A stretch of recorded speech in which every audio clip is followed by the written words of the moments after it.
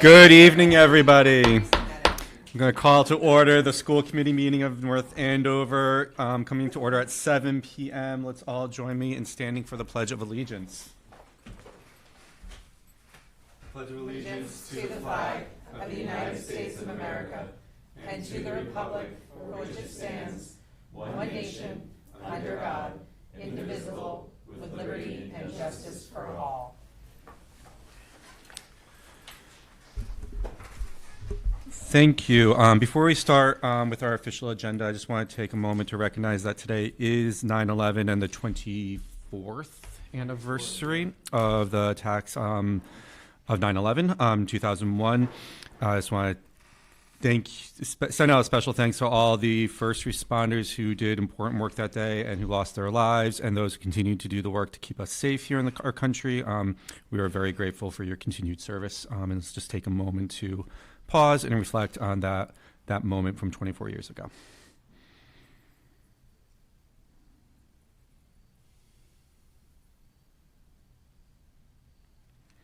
Thank you. So to get started with our consent agenda, we have the minutes of August 7th. Michelle, to help us streamline things and make things even more efficient, and Dave, we started a slightly new process. She has forwarded them on to Dave in advance of them being sent out to us to check for accuracy. So as you read through them, I'm thinking only about making sure that they're substantially accurate. They have gone through and caught any other grammatical or spelling types of errors. So we're just focusing on making sure the substance of the minutes are accurate. Anything to add to that, Mr. Brown? No, I love the new process, though. I think it's perfect. Helps and us. I mean, I might miss a typo here and there, but I'm doing the best I can. That's okay. We're trying to make sure the substance and the things that we say, the minutes reflect the things that we said and did. Yep. As accurately as possible. And I'll add one thing that's really good about it, because I'm taking notes too during the meeting, so that we now have two people who can kind of correlate. She correlates what's on the video to me with what I wrote down. So hopefully we don't drop anything. Mm-hmm.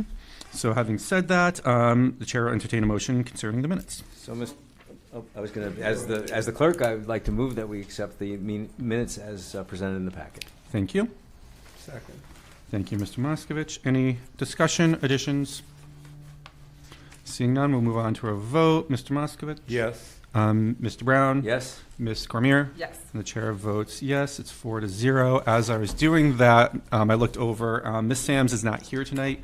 Her Tesla battery went kaputty, and she is stuck with a pile of metal in Medford right now. So she sends her regards, waiting for Mr. Sams to get there to pick her up after he did all the child drop off for the activities. But he's only going to pick up the woman and not the Tesla. I don't know what's going to happen to the Tesla itself, but it is no longer, right now, not a functioning vehicle. So she is there in the unfortunate circumstance. So she apologizes deeply for that happening. Moving on to communications. We are sorry, Allie. In our meeting the other day, we thought you graduated. And then, so we didn't invite you today. So we apologize. And we are glad that you were here. And it's not that you should have graduated and you didn't. It's just that you were perfectly on schedule to graduate at the end of this year, right? Yeah. Okay. So hello, Allie and Louine and Han. Welcome. We're excited to have you back for this wonderful event of the first student representative report of the year. Take it away. All right, so our first item on our report is the Spanish department and how they had their Spanish exchange students arrive Wednesday afternoon. And the first time that we saw them in class was actually today. So I'm in Spanish, the AP Spanish course, but I don't have an exchange student, but I still really enjoyed the experience, just being able to practice my Spanish with like native speakers, and then also just sharing culture alongside them. And I'm really excited also for tomorrow, because I believe we do have the football game, and that's always a big deal to the Spaniards. They come, they get to have a sense of the school, and then they go to the big football game on the Friday. So I'm excited for that. And then we also want to put a note, someone else's first day, our first day, has occurred, and naturally we're here right now. I did want to highlight the effort that the student ambassadors put into the first day and how they helped set up freshman orientation. So I also volunteered at that. Basically what the student ambassadors did was that we essentially helped with, one, passing out schedules. Two, we would we would stand and then guide or offer guidance to any freshmen that are sort of lost during the mock schedule. So that is like something they do in the morning before classes officially start. And then also the student ambassadors would do a mini orientation of sorts during the advisory period that the freshmen get that first day. And then naturally, all the grades had assemblies, but also I wanted to highlight the senior assembly. It felt kind of surreal and weird. Mr. Young, I remember the first assembly when we were freshmen almost, this is like a cliche, but it felt like yesterday. And then now he's telling us we're going to graduate, which is just crazy to think about. And then speaking of senior stuff, I wrote this down. Guidance has been launched. So when it comes to the college applications, like guidance is going in full swing. So there have been lunch meetings to get the college application checklist. So that's like a very important document that the guidance counselors are giving out. It has basically every step that you need in order that you can nicely check off and go through and make sure you don't miss anything. It also has a bunch of resources and website links on the back that could help you with finding and figuring out how to check off all of those things. Also, college visits are beginning Monday next week. That's a program that North Andover has where they bring in essentially admissions officers or readers for colleges to our school, and they'll come during lunch. And essentially all we have to do is just get a visitor pass, get it signed off by the teacher that we have that block in if we are missing part of the class for the lunch. And then we get to go and we get to, usually if it's a smaller group, you might actually really get to have a great conversation with them. And at the very least, if it is a very big group, you will have a sense or an idea of the school. And you may still actually be able to talk with them. So that's always great to have that first impression going on. Do you know who's coming first? I believe it's BU, Rachel Boyle. So also the senior school visit days, we get 5. That's another big important thing. We get to skip school, but we have to go to another school. It's not skipping, it's using your time wisely for your future. Exactly. Big emphasis on that. Guidance was also putting a big emphasis on that because you do have to fill out like a whole sheet. You have to get it signed, and guidance has to clear it, so you got to give it to them ahead of time. So naturally, that's just a heads up for any seniors that may want to do that. And I do believe my guidance counselor specifically told us that no, you can't use it on senior skip day or anything like that. And then also they did tell us that there's still time to take the SAT, even if you want to make some of those early application or early decision deadlines. So that's also good news. And then also AP exam signups have been released, so that's sort of taking us away from the seniors and just the general populace and the kids taking AP exams. The sign up for that was released. It's $110 per exam, but if you qualify for free or reduced lunch, you do get a much lower price tag on that. And then the last bit, going off of tests, we have had a lot of first tests this week and early next week, lots of quizzes and lots of classes just to get the minds going and everything really going with all our subjects and everything like that. So Hallie can take it from there. Yeah, also juniors get 3 of those college visits, just how seniors do, but they get 3 because they're juniors. So fall sports are in full swing. Personally, I'm in swim. I came from practice. Han came from her practice as well. Friday, just as Wayne said, there is our first football game of the senior season, and the theme for the student section is USA. A lot of teams have already had their first games and meets. So this is a bit early, but I like to tell you guys now. Spirit Week is October 13th through 17th, and Homecoming is October 17th. You can't buy tickets yet. We don't even know any Spirit Week themes yet, but it's just nice to know that. The big thing at the school now is bell-to-bell, no cell. So students will only be able to use their phones during the 5 minutes in between classes and also during lunch. You are allowed to use your phone in a class that does not have any credits for it, I believe. So if you're in, for example, a directed study, you can use your phone in that if your teacher allows you to. So they're very strict with the phone policy this year. And that's it from me. Yes, thank you, Allie. So clubs are coming back alive, and we're working on a club fair date, which is just kind of a fair where the clubs can kind of get their name out there and have people sign up and kind of get an idea of what clubs are out there and what days they're going to be. And we also have a lot of new creative senior clubs that are opening up, like the Darts Club, Philosophy Club, a newer or improved writing club, and an AI club. And Robotics is in full swing, where Team A has a qualifier, which is really exciting, which is October 18th, I believe. And the senior dues is $300. You can pay $75 per quarter, $150 per semester, or pay in full now, paid in the beginning of each term, and students who cannot pay the $300 need to meet with Ms. Raz and Mrs. Razanen to kind of discuss that as well. And the date for senior parking painting will be released soon as well.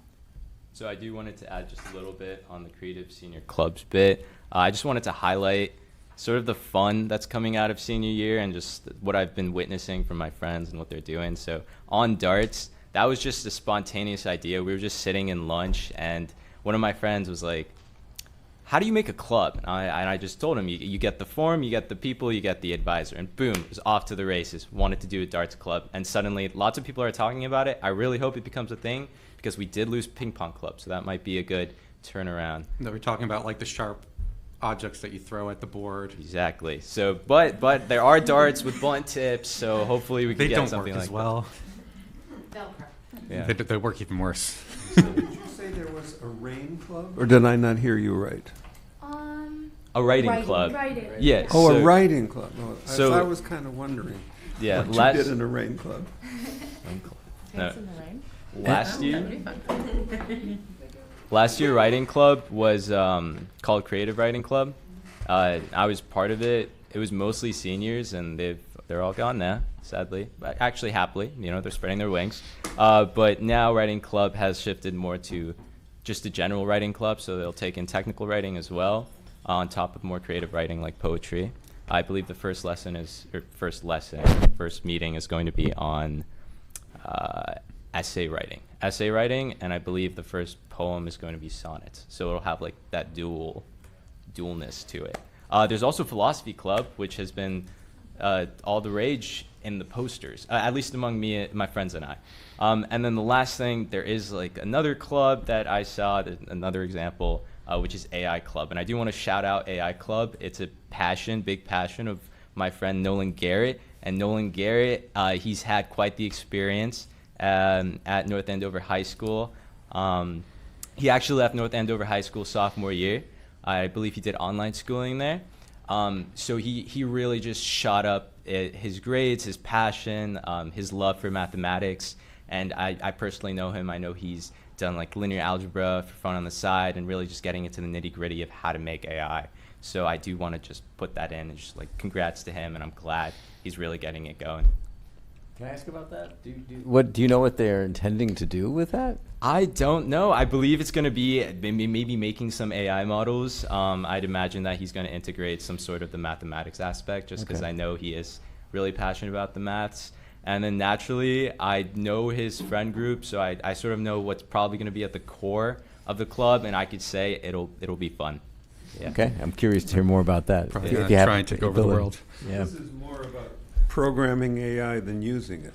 Do I understand right? Yes, I believe. I think there's also like some club that talks about AI and healthcare. I think that might be MedTech Club that had a lecture about that. I don't know if they're going to keep doing that, but there are lots of clubs at NOS and Club Fair Day. Everyone should show up, please, and try to find a club to go to. Thank you. Mrs. Cormier, any follow-up questions? Yep. Gentlemen? Allie, when's your next swim meet? Do you have a meet next week, I should say?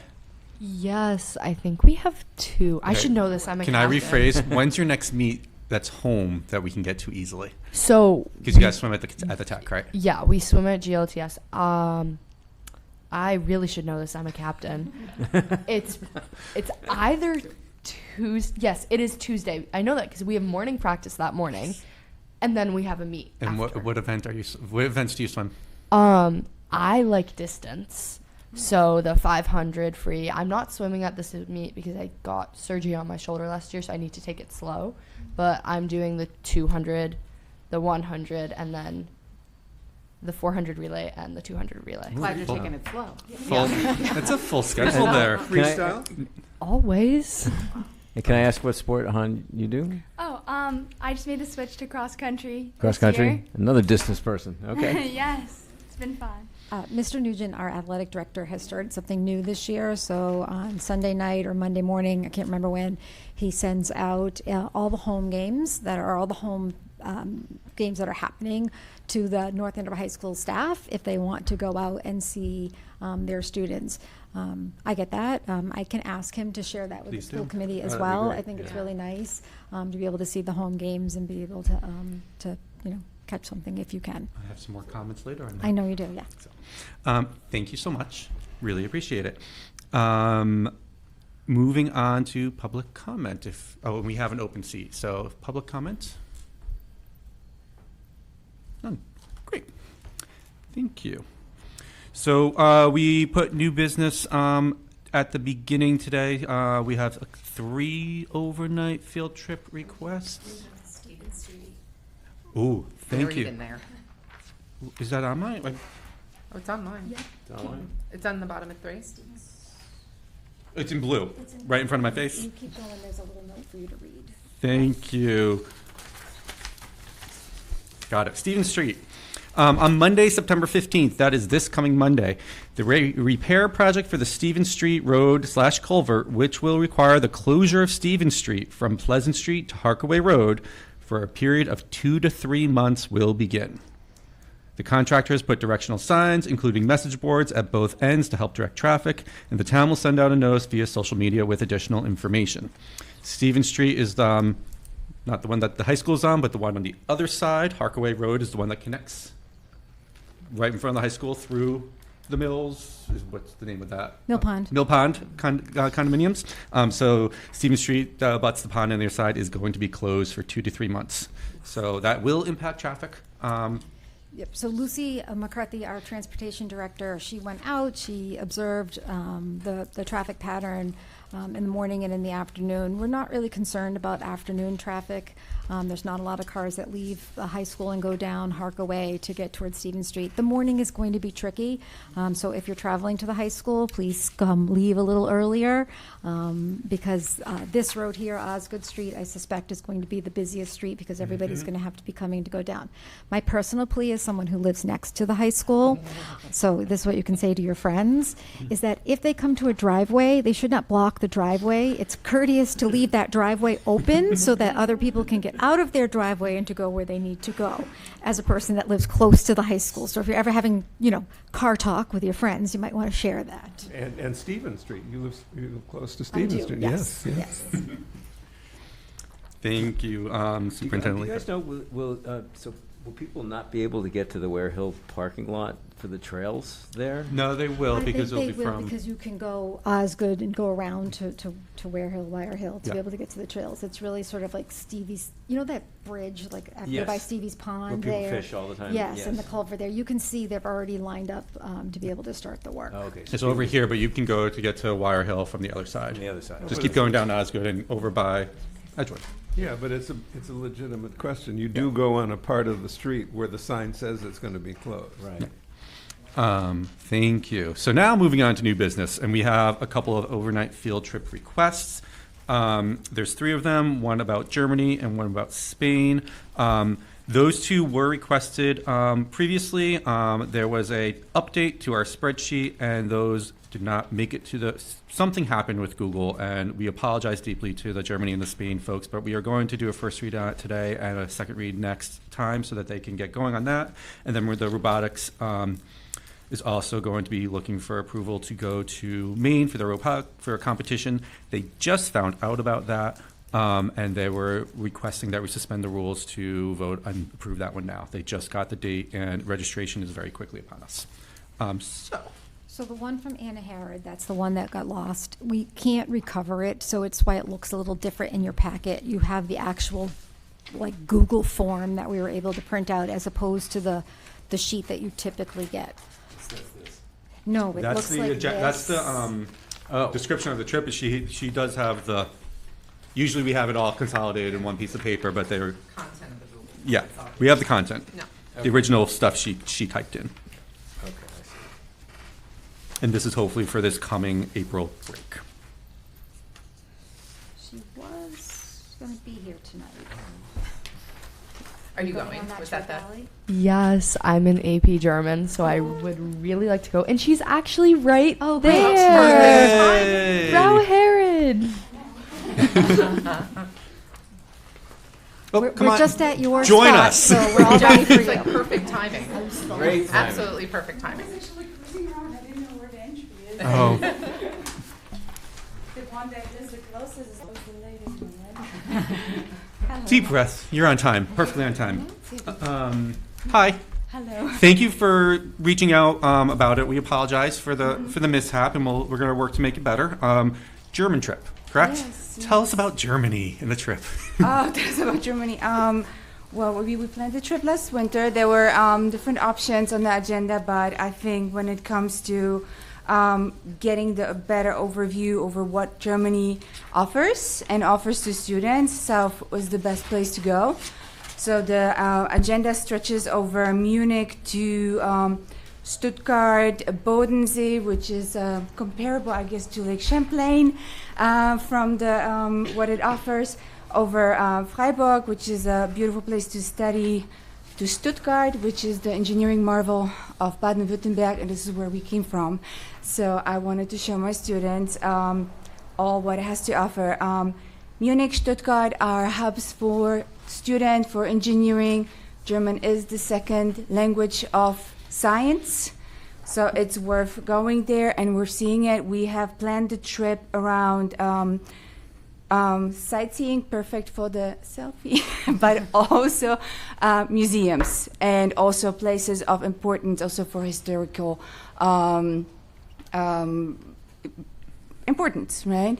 So we want to see nature, we want to see museums, we want to see places, we want to give them students some times, but I definitely wanted to show them how multicultural Germany is and how important it is to study that language, because Germany has to offer so many scholarship.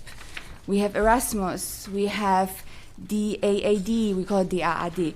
But these are the scholarships that students can obtain while they're studying German on a higher institution. And I was looking at the commitment of our students, and they go to UMass Lowell, UMass Amherst, UMass Boston, Worcester. All those places have German programs where the students can continue their education. And from my experience over 13 years at UMass Lowell, those institutions also have wonderful partnerships with universities where they can go study abroad for a year, and that is giving them the notch to be somebody very successful later looking for a job. So we don't want average. We want to give the best to our students. We want to give them the push to find the best job possible, and this is definitely one of the points that employees look for. They don't want an average employer. They want somebody that is They want someone above. amazing. Yeah. Yes. I think, in looking at the itinerary, I think it's like, I've assumed, probably inappropriately, that Germany, they're probably going to go to Berlin and other places, but I like that this is different. Yes. Is the town of Triberg on day 6? Is that where the world's largest cuckoo clock is? Yes. Yes. I have video of it. I went. There's a little Yes. grocery there that has really good sausage and mustards. So Yes, all of the it's a places really have cool. good They have some really sausages, great cuckoo yes. clocks to buy. Yes, and it also has those wonderful waterfalls, and Yes. it's the Black Forest. And one of the students asked, "Is the Black Forest? That's where the Black Forest cake is?" Yes. But every, culinary. This South is spectacular. It's very comforting food, but I think culturally, this is what will hit them the most. We have plans to go in one of the science museum in Munich. And one of the, I think we were deciding between Porsche and Mercedes, depending on the interest. Same difference. No. We are thinking about going to the Mercedes Museum, and this shows everything from the first model to the first engine that Benz produced, to the Pop Mobile, to the Formula One car, and it has a lot of other components of companies that are located in the Stuttgart area, but also have branches in around here. So we're talking about Siemens, we're talking about Bosch. They can see that it's worth pursuing science and sales, because that goes also with that. I think it would be a wonderful addition to the curriculum. Thank you so much. Yeah. So I grew up in Stuttgart, and so seeing this, these are all the places. This is like the weekend trips, and this is where we grew up. So I just think it's going to be amazing. So we'll have the best time. Yes, we want to do Steffele, we want to go Maultaschen, it's all amazing. in. Yes. So this will be Yes. a tremendous trip and a chance to learn. It's so rich. Yes, and our to students spend time there. Absolutely, yes. We come from 30 minutes south from Stuttgart, but I worked 4 years for a startup company in Stuttgart. So Königsplatz, that's where we're gonna wander around. I can probably wave to my old boss. So. Any other questions? Yeah.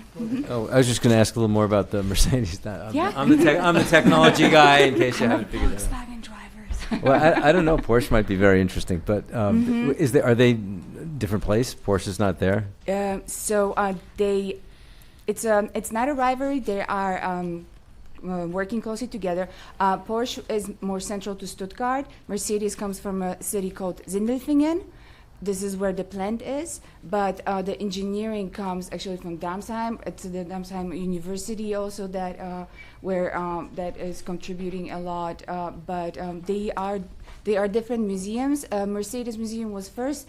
Porsche Museum was later. It's more modern. It's smaller, but it won some awards for the architecture. So it's a very modern architecture. Mercedes Museum is also very cool to go. You go up on like a little egg, which is an elevator, and then it's like a spiral form going down, and you can see everything in like a timeline. Then if you want a schnitzel, you can have a schnitzel at the bottom. I feel like Mercedes has the longer history, probably. Oh yes, absolutely. Yeah. Yes. So that would be good. That would be very. I would be in on that for sure. Yeah. So I was going to ask about, like, when you go through the museum, will the guide be speaking auf Deutsch?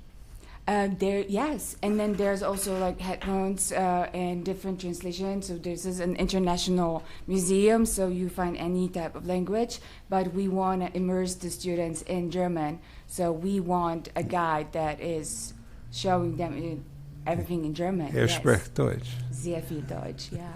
I think You do know all the technical terms will be English, do all right? three, Yeah. do all speak German?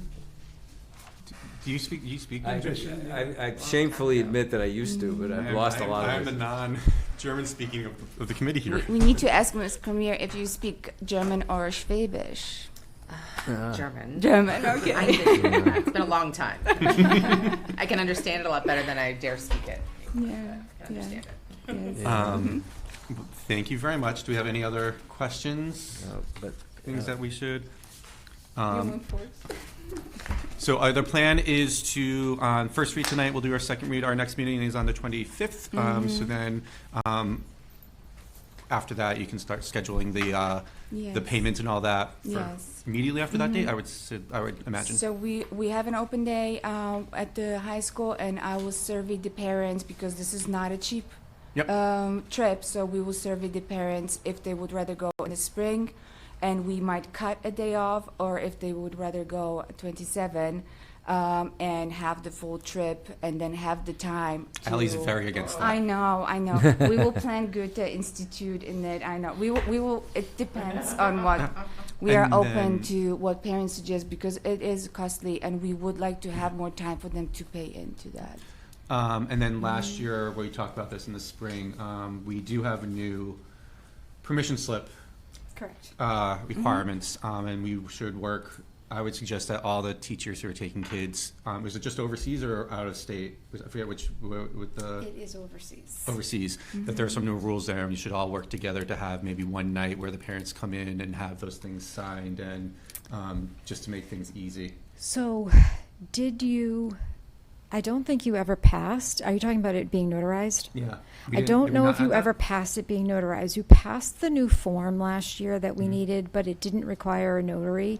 I think we talked about it. Okay, thank you for But I remembering. don't believe that we that you took a vote on it being notarized Okay. in the future. We can go back and look We'll at those double check notes that. if that is Yeah, something. we just make usually- sure that we do yeah. everything in a timely fashion. Yes. It's just understanding that, Yeah. overseas travel, there could be some Risks. complications with that and risks, and making sure that we- families yeah. understand that.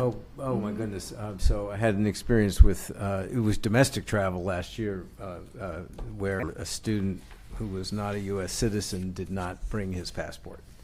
Don't let that happen. No, we- Do not let, that was a nightmare. I understand. No, we usually have It'll be worse 2 or this 3 year than it meetings was with last parents. year. Yeah, we usually have 2 or 3 meetings. The first meeting is the general meeting with the company that shows the trip, the planning, and they do the explanation. And then we also have like a in-between meeting, and we want to make sure that everybody's informed. I have 2 kids, and I'm always like double checking everything. So Mhm. yes, it's important. Thank you very much. Mhm. Thank you for being here. Thank you. Thank you. We have a trip to Spain, to Madrid, and the Madrid Exchange and Granada. They have done this trip in the past, and we have the form attached, and this one is very, very similar to previous, to the previous trips they have done, that we have regularly approved. Is Ashley here tonight? No. Okay, so that is the last one, that one, and then the third one is, and that's the first read. If you have any questions, reach out. And we'll vote on that next time. And then the last one is for robotics. They have the 11th and 12th grade robotics teams want to go to Maine in the October 16th. They'll be gone for 2 nights. It's at the University of Maine.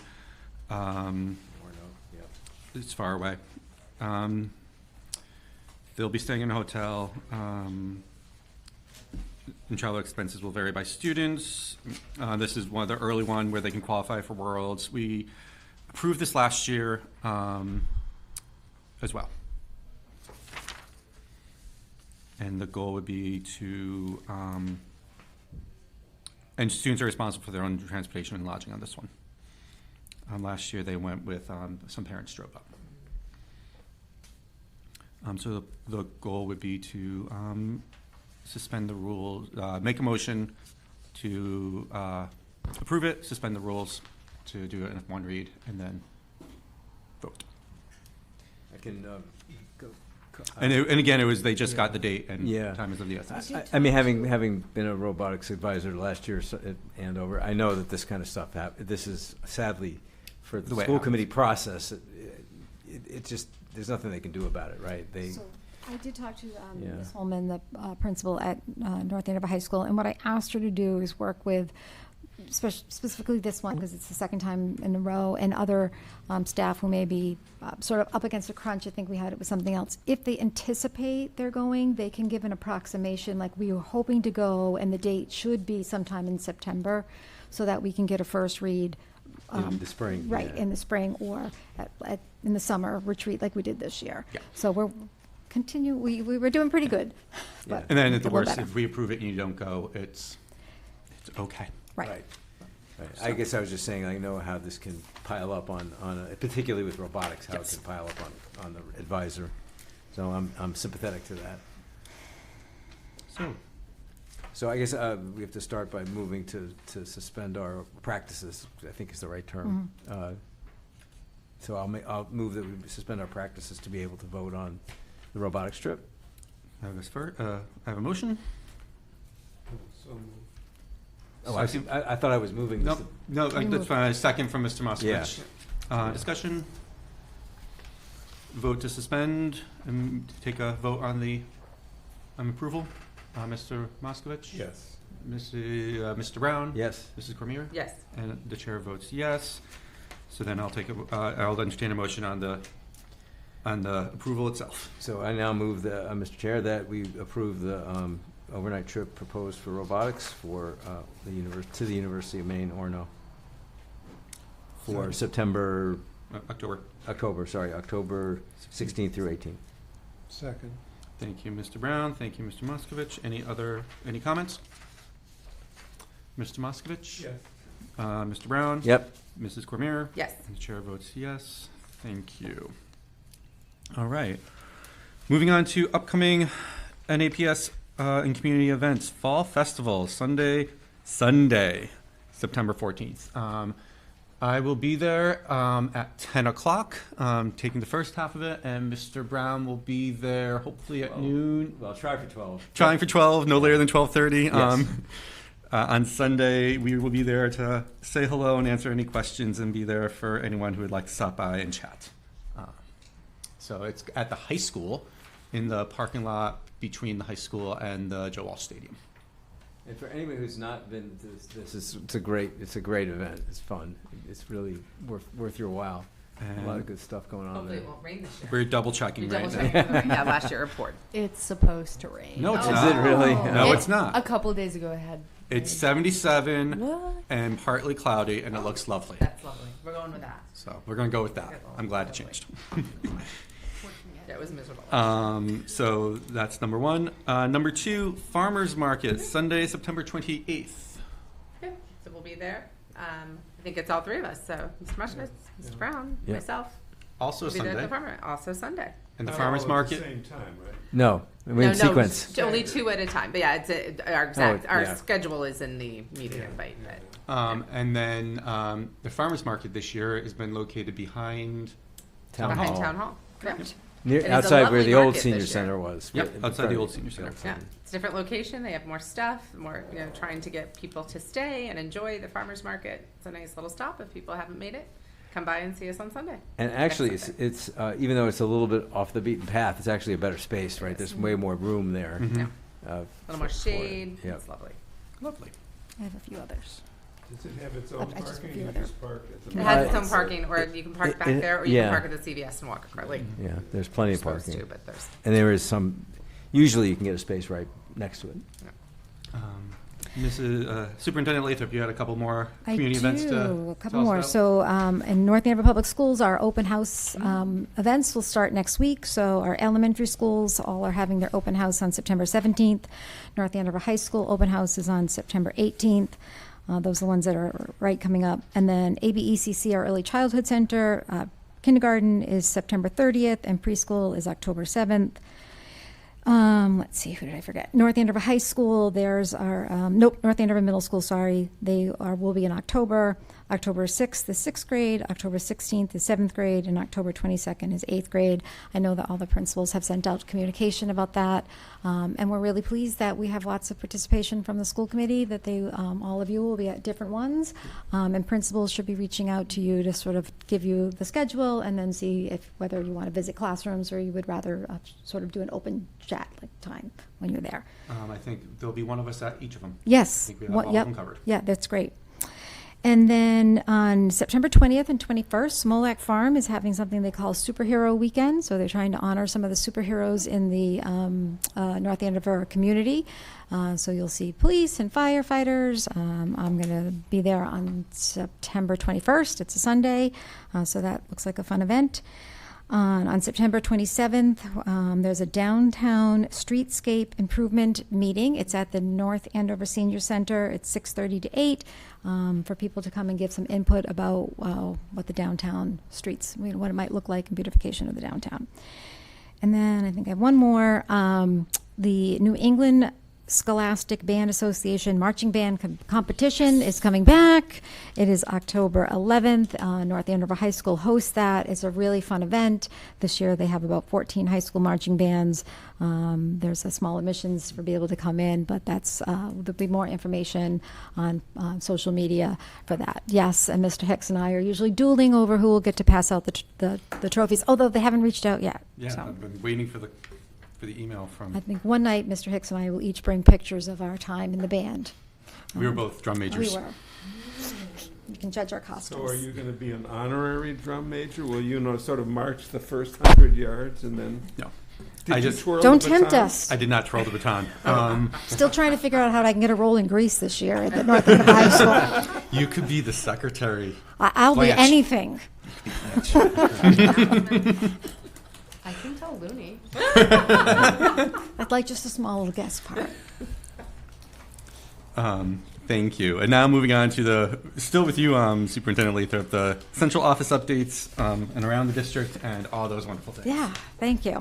So first I want to mention that the blinking light, the light that's on, I don't even know what street that is, Andover Street, I believe, towards Franklin School, the one that flashes 20 miles an hour because school zone. It has been on the fritz. It has been blinking at inappropriate times, even, sometimes in the morning, sometimes at night, not necessarily the times that the students are going to school. DPW and the North Andover Police Department is aware of it. They are working to correct that problem. But Mark Wilson has taken that project on. So hopefully that will be changed soon, and those are also going to be upgraded soon. Yes, but we are going to fix that. We know that it has been a challenge. All right. So superintendent's report, here's some pictures from the first day of school. So we have our middle school students, our sixth graders being welcomed into NAMS. Down at the bottom, left bottom, is a preschool teacher welcoming our preschool students. We have some students down at the bottom there, Thompson School students, who are having their first library class. Above them are Atkinson School. They have a tradition of clapping in their first graders into school, so that's happening. And then the Sargent School has this tradition of doing their morning announcements outside, where they do the pledge and the morning announcements and celebrate birthdays. And Miss Leahy, the principal, was nervous with a little bit of a larger size this year, whether or not she'd be able to do it, but she has. Her PTO helps support with a really good sound system for outside, so she's kept that tradition alive. So there's a picture there. Then later on, then I have a couple other pictures from high school as well. But we had a good first day.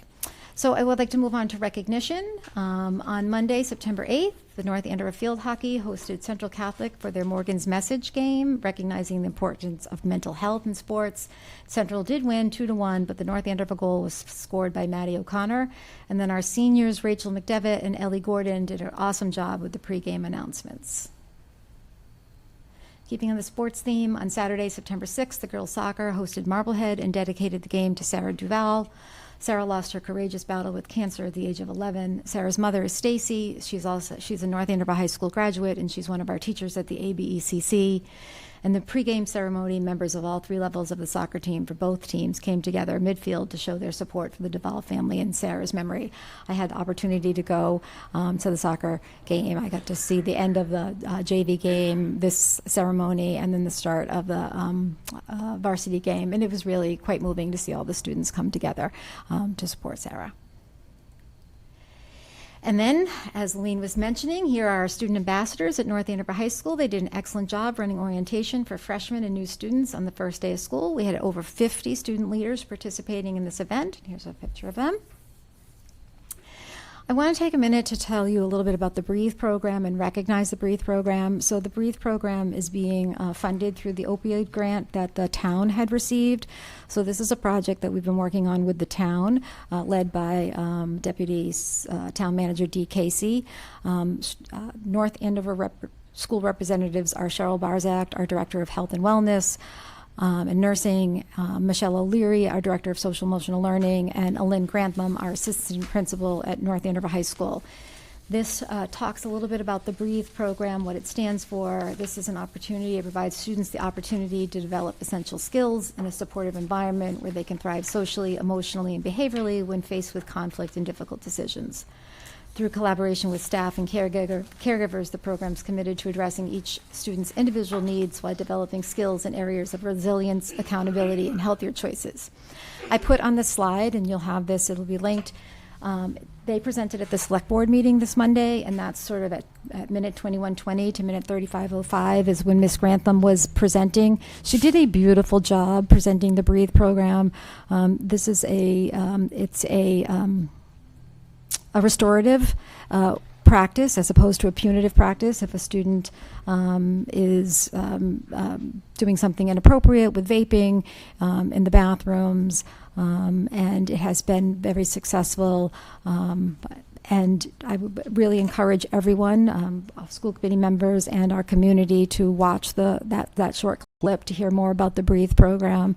And we certainly can bring them here at some point if you'd like to hear a little bit more about it. But Ms. Grantham did an excellent job explaining it. Okay, so that's my recognitions for tonight. I'd like to invite Jane Tremblay to sort of join us here at the table. So, in part of my superintendent update tonight, I want to share with you that I have started the new superintendent induction program. We like to refer to it as NSIP. NSIP is a collaboration between the Department of Education and Massachusetts Association of School Superintendents. And you can see here, I don't need to read it to you. It's a 3-year program. I put in your packet just what the first year looks like, so you can see how many meetings I'll be going to and a little bit more about the coaching experience. I did forget to mention to you, I put a couple things in about Breathe. So just go past the Breathe stuff, and then it'll be the next one. Keep going. There you go. So it's quite a commitment. It's quite a commitment. It's a 3-year commitment. It's been absolutely wonderful. I've already been involved, but I did want to introduce Jane Tremblay. She's my coach. She's also one of the directors of NSIP, and I feel really fortunate. We've had a great connection. Jane was a former superintendent. I'll let her speak a little bit more about NSIP and introduce herself. Thank you, Pam. Thank you so much for having me here tonight. It's a privilege to be here. So a little bit about my background. Can you speak into the mic? Yeah, just move it down just a little bit. Is that better? Yeah. Okay. A little bit about my background. I spent my entire career in the Lynnfield Public Schools. I started out as a classroom teacher there for 18 years. And then I was the building principal for 10 years, and then I ended my 36-year career as a superintendent. And I retired in, believe it or not, June of 2020, which was at the very beginning of the pandemic. In full disclosure, I announced in November of 19. My husband says your timing is not always impeccable, but this time it might have been. So it was a great career. And then in July, I started working for the Mass Association of School Superintendents in the new superintendent induction program. And it is just an awesome experience, and I love working with Pam. So as you see in your packet, Pam will have, it is a big commitment, by the way, Kelly, very big commitment. Pam will have 11 days of content, meaning that she will either come to Marlborough with all of the other new superintendents in Massachusetts, or we have remote sessions where she will join us by Zoom, and we teach content that has to do with strategy and thinking strategically and putting together an entry plan. Pam's in a little different situation because she did not begin here in July, as you all know, so she's a little bit ahead of the curve. But there's still lots of things in the content days that certainly pertains to her. We talk about building a leadership team and what that means and why that's so important, and getting out to the schools and being with the principals and being with the students and hearing the student voice. And so Pam will do that for 11 sessions during the school year, as well as she has up to 6 hours with me a month. And what that looks like is I will most likely be on campus with Pam for most of those hours. And we will be walking through schools together. We'll be working with principals. I'll be observing her as she works with her principals and works with her leadership team. We will have debriefing sessions after that. I have said to Pam, and I am available 24/7.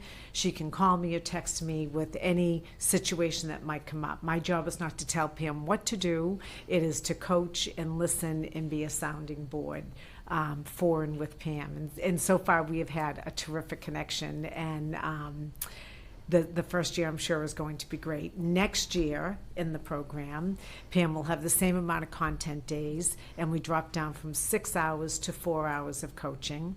And then in the third year, right now, it's a consultancy, which means that she will be placed with anywhere from 6 to 7 to 8 other superintendents, usually in the area or close enough in the area, and they will be sharing problems of practice together, and 1 to 2 coaches will be facilitating that.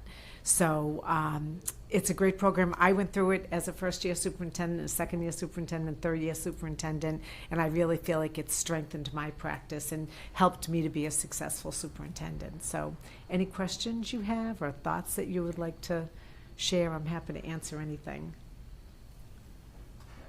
Sounds like a fantastic program in terms of kind of building, not only building your skills, but also creating connections with superintendents in the area so you can learn from each other and kind of lean on each other as things come up. So thank you for the dedication and taking the time to do this, because North Andover, our children are going to appreciate Yeah, it, it's great. value from it. It's So nice to thank have you. a cohort of, Yeah. of people that are in the same situation, and yeah.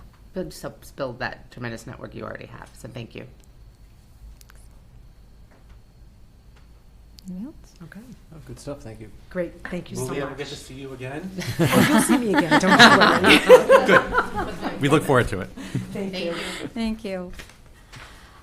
So just some highlights of September. We had opening day and school visits. Ms. Ando and I visited all of the schools.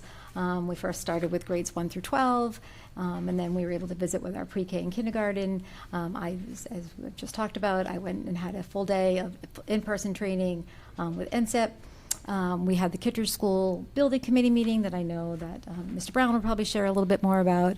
But I feel like we're at a really great stage right now. It's exciting. We're starting to see it come to life. The next few meetings will be pretty important meetings, making some major decisions. But it's great to be part of that committee. The town manager and I had our collaboration meeting. So the town manager and I meet every other week.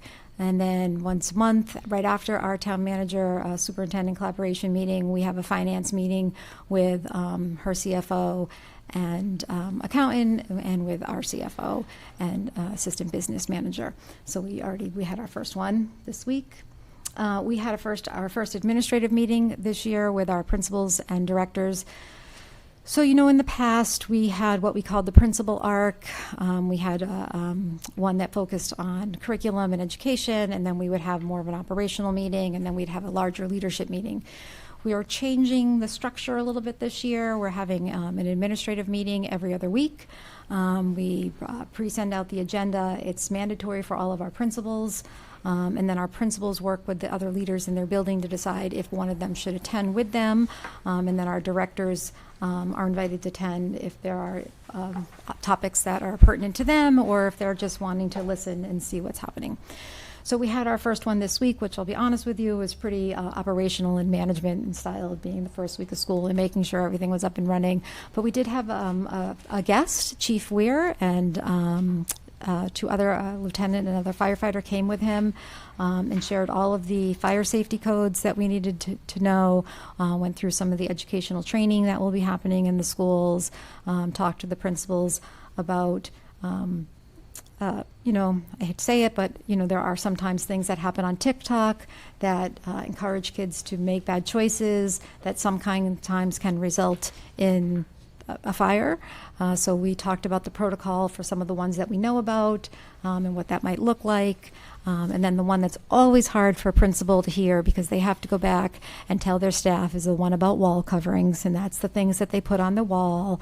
It's the kids' pictures, it's the kids' work, it's the way they decorate, and there are certain laws about how much of that you can have on school walls and buildings that are and doors, and buildings that are a little bit older have more stricter codes. So that's always a little bit challenging, but it was great to be able to have Chief Ware there.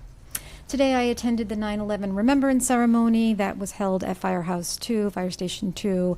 They do a beautiful job remembering 9/11 and fire and police. And we had 2 high school, I'm not sure if they were seniors, one who sang the national anthem and one who sang God Bless America. It's really lovely. So we met with our integrated pest management is like IPM is what we call in terms of the way that we manage our pests in our schools. I hate to say it, but we do get pests, things like mice like to visit in our school buildings. We have a new pest management company. They're called B&B Pest Management. We met with them this week.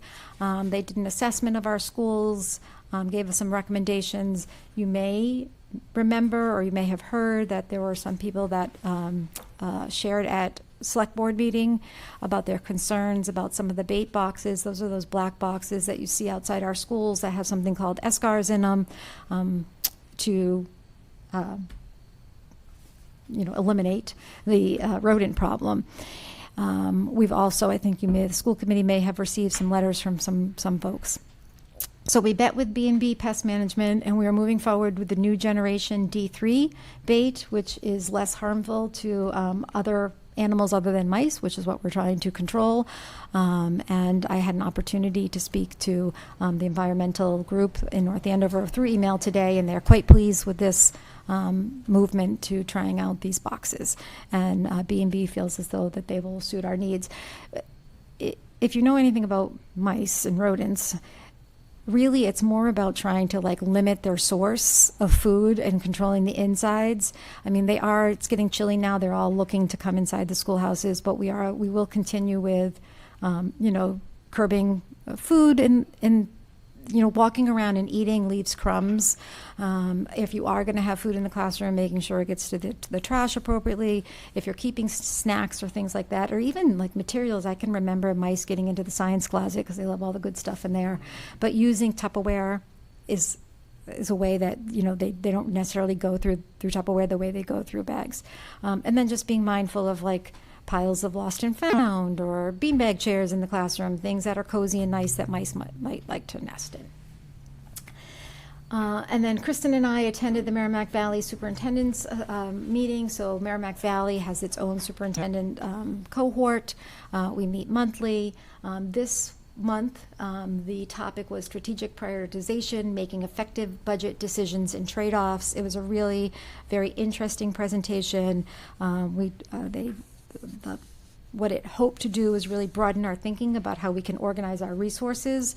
So it was helping us to look at people, time, and money, and looking at that differently, how we might lead to improved outcomes. So it was really about budgeting strategy, and not necessarily if you're in a deficit where you just have to reduce, but really making some strategic decisions about the things that you need, and then looking at you can still make additions to your budget and make subtractions even in hard times. So in hard times, you can still bring new initiatives to your district as long as they're supporting your strategic plan, and just look at budgeting a little bit differently. So it was a great presentation. Okay, and then just to give you a little update on staffing and finance. So this year we welcomed 4 new assistant principals to our district. Ann Auger is at the North Andover Middle School. She replaced Craig Murray. Martha Jankaitis is at the Atkinson Elementary School, and she replaced Nicole Radelsky. Nicole, as you know, took on the position of principal at Franklin School. Caitlin Queenan is at the Franklin School. This is a new position. The title is Assistant Principal for Student Services. And Danielle Bond has joined us at the Thompson School. And again, she's in one of the new positions called Assistant Principal for Student Services. Ellen Peters, you might have remembered, Ellen was sharing her position between Atkinson and Sargent, and she is now full-time at Sargent School. So what this has allowed us to do is to create 2 leaders at each of our elementary schools, slightly different. I know when Lynn does her presentation tonight, she's going to talk a little bit more about the Assistant Principals for Student Services. It's a newly restructured sort of leadership role, which gives us some opportunity to prioritize special education services, strengthen our school culture, and provide additional administrative capacity. What we did in order to fund those positions is we looked at positions like educational team leaders that we had openings for, and we did some reallocations of resources so that we could bring these leaders into the district. And then in terms other hires, we had 13 teachers, 1 evaluation team leader. We refer to them as an ETL to maintain continuity of our strong classrooms and special education. We hired 12 teaching assistants and 1 administrative assistant to support day-to-day operations, and we have 4 long-term substitutes that support instructional coverage if somebody's out for staff absences at the beginning of the school year. So you might ask sort of, well, how does this shake out to maybe layoffs and things like that? What does that look like? So we had 69 exits. So we had 69 people that left North Andover. That was either through retirements, resignations, layoffs, or something we might call a non-renewal. And then we had 35 new hires of either teachers, administrators, teaching assistants, admin assistants, or long-term substitutes. So we had a sort of a net loss of 34 positions. I'm sorry. Yeah. So are we fully staffed? We are just about fully staffed. We, I think, just hired a speech and language pathologist at Franklin School that we were trying to hire. We may have a couple positions still. We have a couple long-term sub positions that might still be open. We may have a couple teaching assistant positions. We're still in that hiring, which is going to help me lead into the next question. Nice topic, a little bit about finance, but we're still pretty much, we're in good shape. We are in good shape. Could I ask you? Oh. Yeah. Yeah, I had one, sorry. Ed. If you can go back one slide briefly. Just once can you elucidate a little bit more about the admin meeting? I think you were saying you were consolidating some other meetings you used to have into one more regular meeting. Was that the idea? Yeah, well, all the other meetings were regular, but we were finding that our principals were coming to all of them, and sometimes the information was a little redundant for our principals. So we've restructured, and we are cognizant of their time, and we want to keep them in their schoolhouses for as much as we can, so we're trying not to bring them here as much. And we have developed, I probably would talk about this a little bit more when I talk about my goals, but we've developed a rotation system where they will see either myself, Miss Ando, Miss O'Neill, Gail Dowd, Miss Dowd, Mr. Landry, thank you, Mr. Grant. So technology and HR will be together. Teaching and learning and special education will be together. I will be alone, and Miss Dowd, finance, will be alone. So they will see us on either a Tuesday or Thursday once a month. We will go to their buildings to meet with them individually. So we're pushing in a little bit more this year and trying to streamline their time that they're here with us. Sounds what I thought, and it sounds good. Thank you. Yep. So I was going to ask about how many deputy superintendents, or how many schools have only a principal, and how many have now an assistant principal? Every school has a principal and an assistant principal. Which is new. Which is brand new. So thank you, that's great. It is great. It is great. It really is working directly towards our students. We were really pleased to be able to offer assistant principals for student services, where we were able to work with NADA and talked and shared with them sort of why that position was happening and where that position would go, because some staff members moved from Unit A to Unit B. If you're an assistant principal for student services as opposed to an assistant principal without adjectives, what's the difference? The difference is that our assistant principals for student services will be responsible for leading the team meetings, the IEP process within their school building, and their focus is really on special education is their primary goal, but then they also will be supporting the principal and functions of the school day and school culture and school life.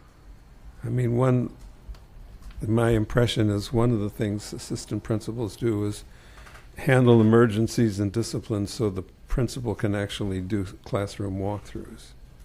But then assistant principals can do classroom walkthroughs. Sounds like they won't be able to do a lot of them, but some. Our goal is to get them all in classrooms and doing walkthroughs, but it does help. I think I've talked about this before.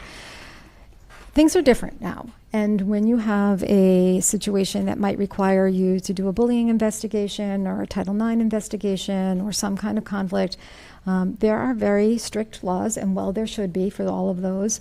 But that does require a lot of time for a principal in terms of investigation, interviewing, and what that might look like, which takes them away from being able to be in the classrooms. Right, exactly. And we really need our leaders to have that, to be directly in the classroom, supporting their teachers, learning the curriculum alongside of them, being able to, pitch in if they needed to within the classroom.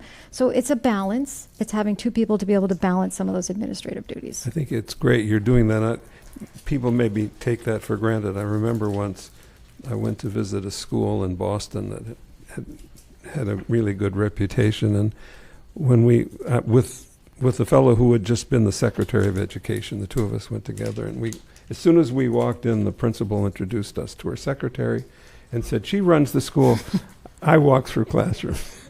Oh, and then she also, excuse my saying, had a plan to make sure that there was minimum interference from the Boston central office to allow them to actually do I hear this. that. I try to be aware of that. Sometimes I think to myself, No, I it's didn't easy mean for that me as to. a No, I get it. It's criticism. easy for me to send an email sometimes during the day, but like I don't want to clog up their emails, and being aware, and that's why we are making a really scheduled and deliberate intention to being in the schoolhouses with our leaders so that we can work with them. But I'm sure it's really great that you're actually, most of them probably want to do it. It's easier if you tell them that you want to do it. So, but further clarification on that. Oh, this is probably what I need to see. So, my question was going to be: are some of the assistant principals student services oriented and some not? Correct. Like, how does that work? So only Caitlin Queenan, who's at the Franklin School, and only Danielle Bond, who's at the Thompson School, are considered assistant principals for student services. So some of it is funding source. We use some funding source from special education, some from reallocation of staffing that we had, and they are serving in the function of educational team leader. There were two schools that happened to have a vacancy in that area, which allowed us to be a little bit creative when we were filling that role. And this is a year for us to see if it works. Think about, are they able to give time to the rest of the school in the way that other assistant principals are able to do that? And So the new students, the student services needs in the schools that don't have that are met some other way. Is that the idea? well, they have a regular, what we would consider a regular assistant principal, and they have an educational team leader. Oh, okay. Oh, I see. They still have their ETL that does all of those meetings. Now it makes sense. Okay, thank you. Got Thank it. you. Yep. No, appreciate it. So then, in terms of can you stay on that one for a second? Of course. Yep, thanks. So just in terms of finance, that's why I wrote it up there. We did have a person that was here last week during public comment that asked the committee, when will we be able to start knowing about budgeting? When is the right time, if we need an override, to start to think about what that planning might look like? So I wanted to address that a little bit. I know that the committee is very concerned about our financial future, our financial now, and looking for financial reports too. So I just wanted to spend a little bit of time talking about that and why you may not see those financial reports right away. So right now, it really is early in our fiscal year to provide a financial report. I think it's tricky because sometimes we think of, FY26 technically begins in July. So we sort of think that once FY26 begins, that you have time to start to look at your finances to be able to have a report for when school opens. But really, in a schoolhouse, we're not fully operational until September. That's when we start to pay our salaries out to our teachers. That's when we start to receive our first invoices for things like transportation or tuition or other services. We have completed one payroll cycle, but if you have ever worked in an organization, you know that a payroll cycle sometimes comes with bumps. So we are correcting anything that was incorrect in the first payroll cycle. As we mentioned, we still have some positions that we have yet to hire. So you can't sort of, in the way that the way our systems work, you can't put those positions into the system until there is an actual person that is in that job. And we are just starting to receive our bills for things like transportation. So we really want to make sure that we can give you and the community an accurate picture and what we need to be able to do that is more data. We expect to be able to have a financial update for you in early to mid-October. I think we were looking for late September. We still, to be honest, that won't probably happen in terms of the second payroll is just coming out now. But in the meantime, our finance team is meeting monthly with all of our cost centers. So Gail Dove meets with our building leaders. She meets with special education. She meets with our athletic director. She meets with our technology director. She meets with teaching and learning. She meets with me. I'd even got myself in a little trouble for not following the rules. Not a lot of trouble. But she reviews all of our expenditures. She's cross-referencing them with our budget. We're also looking at doing some early forecasting for FY27. Soon, sort of like later in this fall, like late October, early November, our district leaders will start to do the initial budgeting process for FY27. That's going to give the opportunity for each of our leaders to provide an accurate picture of their building or of their department needs, kind of what I talked about earlier with the session that Kristen was at. We do want to give them an opportunity to tell us what they need. We may not be able to provide all of that, but we should be thinking forward in terms of what our students and our buildings needs and our teachers need. And as I mentioned in my report, I want to just reemphasize that we meet monthly with the town's finance team and the town manager. We are waiting for the town manager. We expect her soon to be able to release the overall budget timeline, and that's going to help guide our work. And then, as Vice Chair Cormier mentioned last week, the chairs and the vice chairs of the select board, the finance committee, and the school committee are meeting regularly and keeping communication open. And I want to say to you and to our public that my intention is to keep you fully apprised of our anticipated needs, so that both the committee and the community has time to consider what our budget might look like and what you might need to be requesting, and if it's time to request an override. Can I add a couple things Sure. to that? Just a couple of details. We sat down on Monday in planning out this meeting. Also took a look at what presentations we'll be having, and right now we're thinking about doing our first crack at our own budget directives earlier than we have in the past, and I think that's for the second meeting in October. Yes. So before we even know all that stuff, we will think about what are our priorities and what are the directions we want to give to the administration as they go forward once they have all that information. And so do you think at the meeting on the 9th, the first one, we'll be able to get that financial update? That is what we're pushing for. Perfect.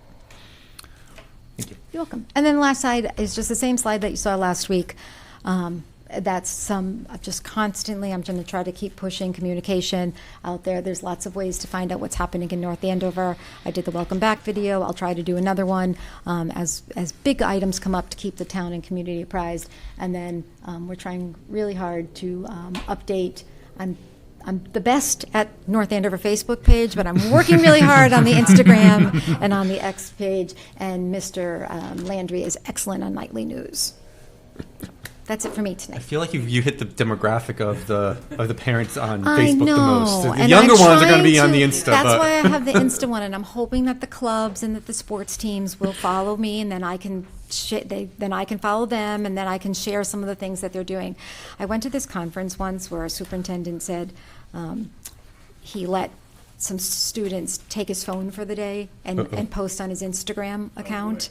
There were a lot of rules, and it was after getting to know the students and having a lot of conversations, and I was like, maybe I want to get there someday, because I think that's, what kids would share. I know we're not there yet, or I'm not there yet. That gives me but, heart palpitations. I might start with our 3 members here, because I know they'd follow all the rules, but just something to look forward to. Thank you. Any follow-up questions for Superintendent? Okay. Moving on to chair report. We're going to do the other ones. We're going to do the liaisons part last because the other ones are quicker, more announcy types of things, and that one's going to be more discussion. So in terms of athletics update, Mr. Nugent sent this out. I think to everybody. I got on my regular personal email on the 27th of August, so I think it went out to the school, to all the families. But the athletics department has a new app. You can get it's a Scarlet Knight app. You can go on there and see all the athletic schedules in one place. It's pretty awesome. They also you can get your yearly fan pass for an individual. It's $50 and it gets you into all the home games for the entire year. Not just the season, but the entire year, according to that. And these are the home games that we are going to be charging for this year. These are the fall home games. So it's more than last year, but not all of them. So keep that in mind. And it'll be great if you could have him send us the weekly update of what the home games are. Although you can get them on the app, and it's pretty cool. I went to 2 soccer games this week. The girls on. Unfortunately, I only got to see the first half of each game. So I went to the girls' game against Billerica on Tuesday. I think her name was Olivia. I texted Coach Rasnan afterwards. Hold on, I have the note. Made this amazing goal from like 25 yards out. She just put it up into the top corner, and it was like spectacular. So they were just controlled the first half. And then today I got to see the boys game until I had to be here. They were playing really well. They had a goal, and then the referee called a handball in the last moment, and they disallowed it, and I don't know about that. So when I left, it was 0-0. But super fun to go watch the games. And tomorrow night I do plan on going to the football game because football games are fun. My son now plays football, and it's fun to watch the little kids out there trying to tackle each other. It's great. Second, so I started last time after the meeting sending out a meeting recap to the community via the school email server. I got some good feedback and no negative feedback, so I think that's a good thing. So it was just the key takeaways. I'm going to continue to do that. I want to just draw attention to the first paragraph. This is in addition to the official communications of the committee, so we will still be going through the minutes and posting those afterwards as we're required to by law. This is not an extensive and exhaustive summary of everything that happens. I'm trying to pull out the main things that I think are most useful for everyone to know, but of course, if you want all the information, watch the meeting and read the minutes and all that. But so it's trying to keep it clear. I'm trying to just say the most important things that, in my opinion, that I would like you to know. And I hope that's fair for everybody to hear in terms of the good things that are happening. I'm going to try to highlight at least definitely the votes that we take and new policies and things, the actions we take. So I'll continue to do that. Last time I didn't do it. It was a holiday weekend, so it didn't come out till Tuesday morning, but I will try to do that tomorrow for release tomorrow night or first thing Monday morning. Superintendent Lathrop, do we have our first early release day coming up next week or the week after? 9/24. 9/24. So it's before our next meeting. And remember, that's a early release at so it's earlier than our former early releases. Correct. Yes. So only one a month, but earlier. Mm-hmm. Times are on the calendar. Yes. And then liaisons. So we have included in our list, in our packet, a list of all the school committee liaisons. I actually had Michelle blank out everything because I think it had gotten muddled and confusing. I felt like maybe it's just a good opportunity for us to reset and rethink the things that we want to do and where we want to be. Before, I will say, we had negotiations as one thing. I've actually had her separate out all the different units so that we can all share in that responsibility of negotiating with our unions.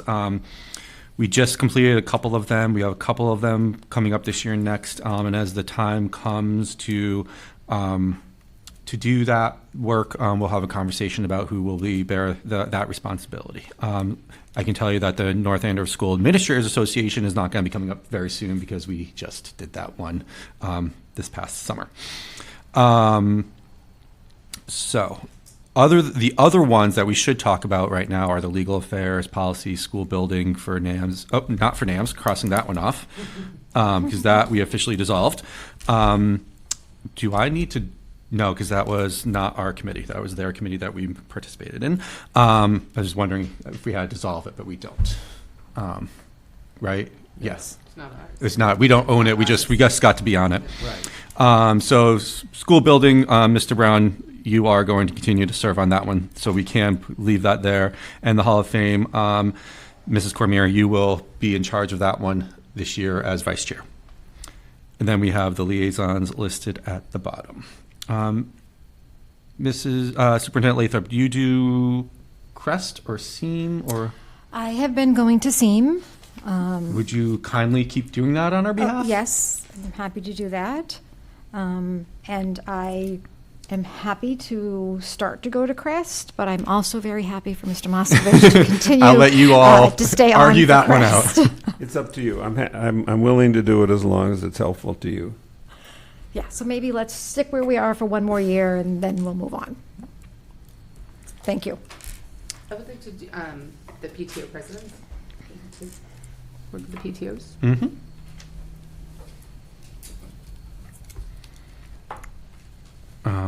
So we're not gonna, let me ask it the other way. Is it correct that we are not gonna worry about we're not gonna try to assign ourselves the negotiating ones tonight? No, once we have affirmatively once we have moved forward with like getting the letter for requesting negotiations, Then we'll do it, yeah. We will then take the appropriate action to decide who it is that will do that at that time. Okay. It is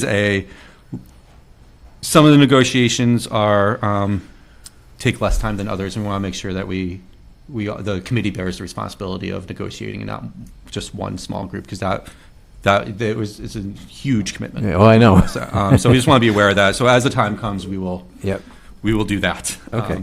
But do we want to try to cover the rest of them today, or?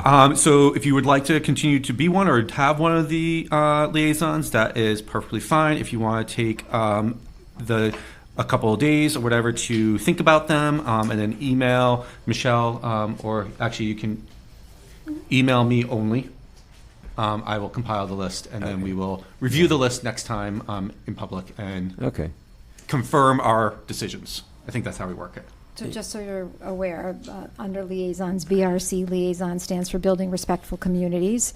That's a partnership that we have. Michelle O'Leary, our director of SEL, chairs that, and our counselors attend, youth services attend, someone from the food pantry attends.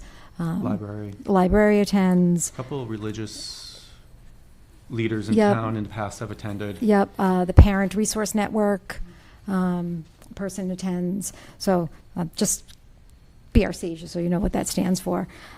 There's a running club in town called the BRC Running Club, and That's not them. it's not that one. So don't think you have to get up and run. I would definitely not want to be on that. And then I'm not sure if the Town Diversity Committee is still meeting. So I don't know. I don't think you need one for that. We can cross that off for now, unless they tell us.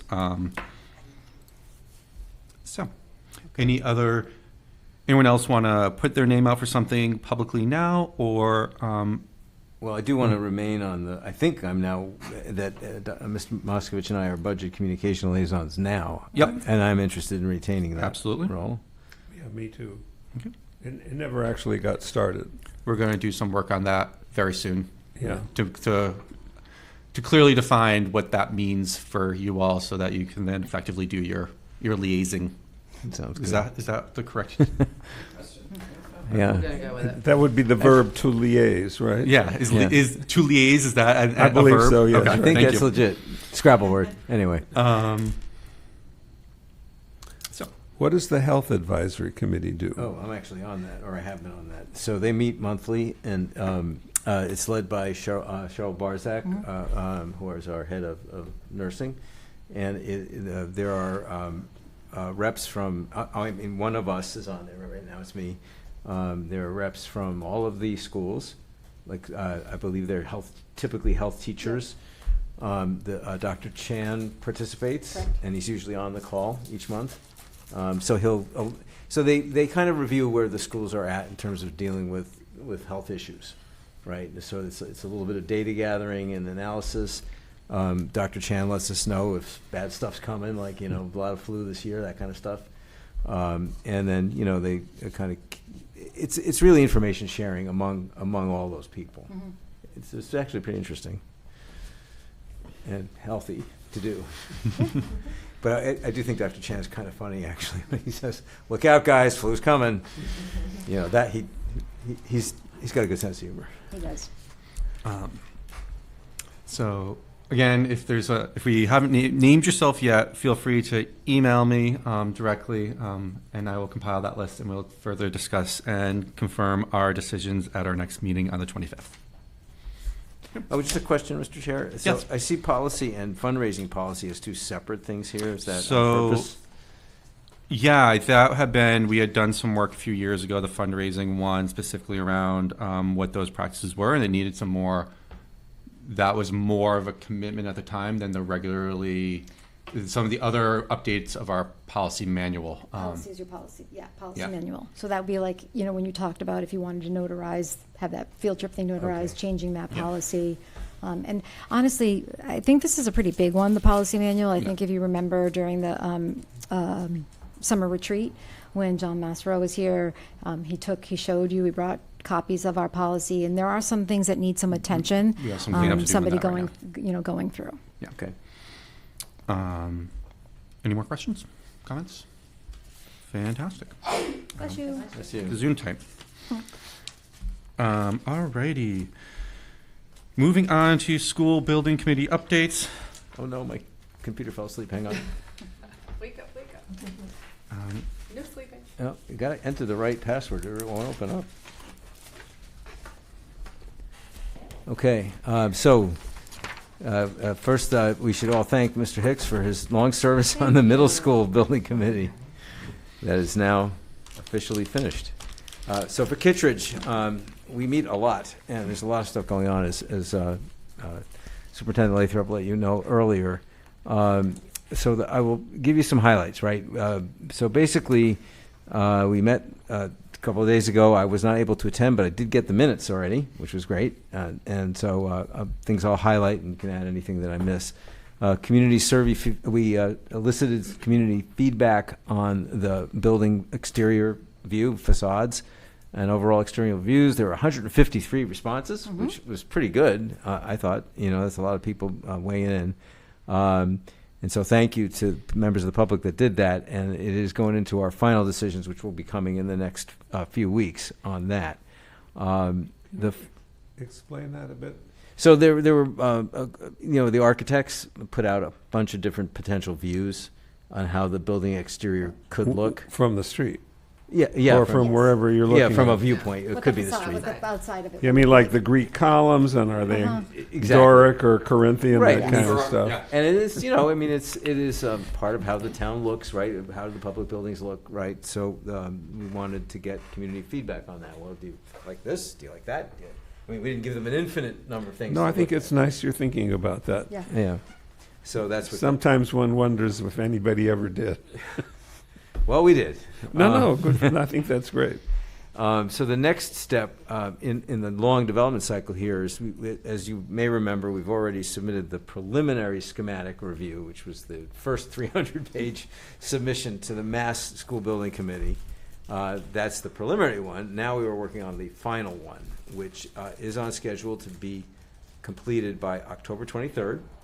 And then submitted to the Mass School Building Committee and looking for their approval in the middle of December. I think it's the 12th or the 13th, right before my birthday. We have an opportunity to get some site work done ahead of permitting, which I believe is cost savings. So that's why we want to do that. As a committee, we requested that the construction shed, dumpsters, things like that we try to hide them as much as possible, so as to keep the property not looking. It's going to be a construction site. Nothing we can do about that, but can make it as good as we can. I was looking over the current draft version of this submission, and it is literally 350 pages long. There's a lot in it. A lot of work. There are a lot of drawings. There's a lot of engineering work that goes into that. A lot of legal work that goes into that. Collier's the owner project manager, puts in a lot of organization behind that. It's a pretty impressive piece of work, and that's what we are working to complete in the next month. So we have meetings coming up, and the public's invited to these meetings if they want to come. There's one on Thursday, September 25th, 4 p.m., and it's in the Select Board meeting room. And then the next one after that is Tuesday, October 14th. And those two are where a lot of these final decisions are being made. So if people are interested in participating or hearing it going firsthand, they should attend those meetings. Or have public comment. We accept public comment via email or in person. I'm just quickly scanning the minutes to make sure. I mean, everything else I think we did is like sort of standard, approval bills, of invoices and stuff like that. Yeah, December 12th is the date when we expect the MSBA decision. And if Is this just you expect it, or they've kind of committed to you, yes, that's the plan. Well, that's their scheduled That's their review. schedule. So, and they've date. been on schedule with everything else. That's when we should have a decision. So, by. so everybody is kind of working together with the idea that Absolutely. you're going to submit in time by that, and by the October. And, when yeah. everybody goes to bed at night on the 12th, we're going to know that it's approved. Right. Well, I mean, so just for full, I guess, disclosure, right, there is some possibility they don't approve it, right? Well, and if that happens, though, we have several other opportunities to get it approved prior to town meeting, which is where we really need to have it approved before that so that we can vote on Right. our share. but you guys are talking all the time. Correct. Oh, yeah. Oh, good. Yes. Oh, yeah, definitely. And so the owner, project manager, Colliers, and the architect, whose firm, I'm forgetting the name of them for a minute, but Ends with an S. Jeffrey. yeah, I just think Jeffrey is what comes to my head. Oh, Machado Silvetti. Thank you. Yeah. They're you know, I mean, they've done this kind of thing a million times, right? So they're reviewing everything with us, and it's like almost every 2 weeks we meet at this point. One of my neighbors. We have an educational subcommittee that Kristen leads with Carol Larkham and our other directors, looking at any of the educational needs as well. And also Steve Foster, who's the town's building and maintenance, I forget his title, but he is in charge of all of that stuff. He's at every meeting, making sure he's asking the right questions, at least from They've met with Erica Murphy, the Director of Food Services, so that we have that in place for this submission. They've met with Chief Ware for fire safety and looking at anything. I'm not sure if Chief Gray, have they met with Chief? They've met with Chief Gray already. Definitely, yeah. Yeah, so Safety, security things, yes. Mike Grant for technology. It's great. Thank you. I just have a question about the existing building. What are they doing over there? Are they winterizing it for winter? We are What's not. happening? So it's going to So stay it heated will- and No, we are shutting it down. shutting it down. We are not, so it will be an offline building. Okay. We haven't gotten to that space yet. We were hoping maybe to have it offline by early September. There are still some things that are inside there. But and there's, there's some things that we're looking at, if there's any other materials, but we've used a lot. I mean, we've been able to, Thompson School has some really great new cafeteria tables that they're really enjoying that came from the Kittredge School. We've been able to move a lot of the technology pieces to some of the classrooms, some of the small space classrooms that maybe didn't have an interactive for whiteboard, for lack of better words, move some of those pieces aside. Tables, chairs, desks, Mrs. Radelsky took 2 bulletin boards off the wall, and now they're in the Franklin School just where she wanted to have them. So some really good utilization of the existing material that still made sense within Kittredge School. When time comes and we go to demolish the building, do we have to go through the process of, like, the procurement process of officially?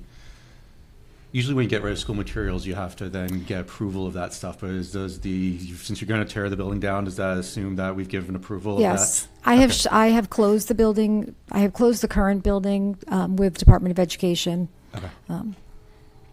I just know there's, like, we're not allowed to throw out old textbooks without getting Correct. We have approval of removed them. any curriculum materials in Yeah. there. They're in one of the director's offices right now.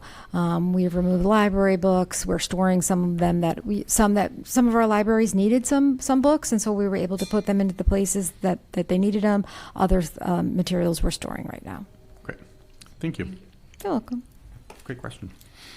Alrighty. Before we move on to presentations, Ms. O'Neill, I forgot to say something during my chair's report, so I have to just one small announcement, and then we'll get to you. We are mindful of time and we're doing really good right now in terms of time. We're going to start exactly at 8:35. But we feel like our last couple meetings have gone later than we want, and it gets a little exhausting. So we are going to actually try out starting our meetings at 6:30 from now on. So we're going to have meetings start at 6:30, and that's for us and for the public to know. So we can not be here until 10:15 or whatever, but be out of here at a more reasonable time. So we'll try that for the next couple meetings, and then we'll evaluate and see if that's working well or not. So again, and that will be in my meeting recap. We were going to be starting our meetings at 6:30 from now on. Superintendent Lathrop, can you introduce Yes. our lovely So the star of the Wonderful. evening is Executive Director. Miss O'Neill. Lynn O'Neill is our special education director, and she has a special education overview that she's going to share with you tonight. So we ask that you let her get through her whole presentation, and maybe making note of the slides as she goes through. If you have a copy there, if there's something that you'd like to question or comment on after she's done, they'll have some time for question and answer. But I'm going to turn it over to Miss O'Neill. Great. Thank you so much. And, oh my, excuse me. I do want to say that there was quite the role reversal as I planned this presentation. I started working on the content this past weekend. I had the topics. I started working on the content. I had a running document. And I said to my child who has graduated from college with a marketing concentration, could you help me make all of this really pretty? Sure, Mom, no problem. It is beautiful. Thank you. However, I arrived home on Monday night to find my Wi-Fi not working. Our modem had been compromised, and the Xfinity had to come to our house, which didn't happen until 5:30 last night. Oh, no. So, as I was sitting next to him on the counter, I'm sorry, I said, it brought me back to the times when he was in 3rd grade and 4th grade and 7th grade and 11th grade. I have a project due tomorrow, Mom, I need your help.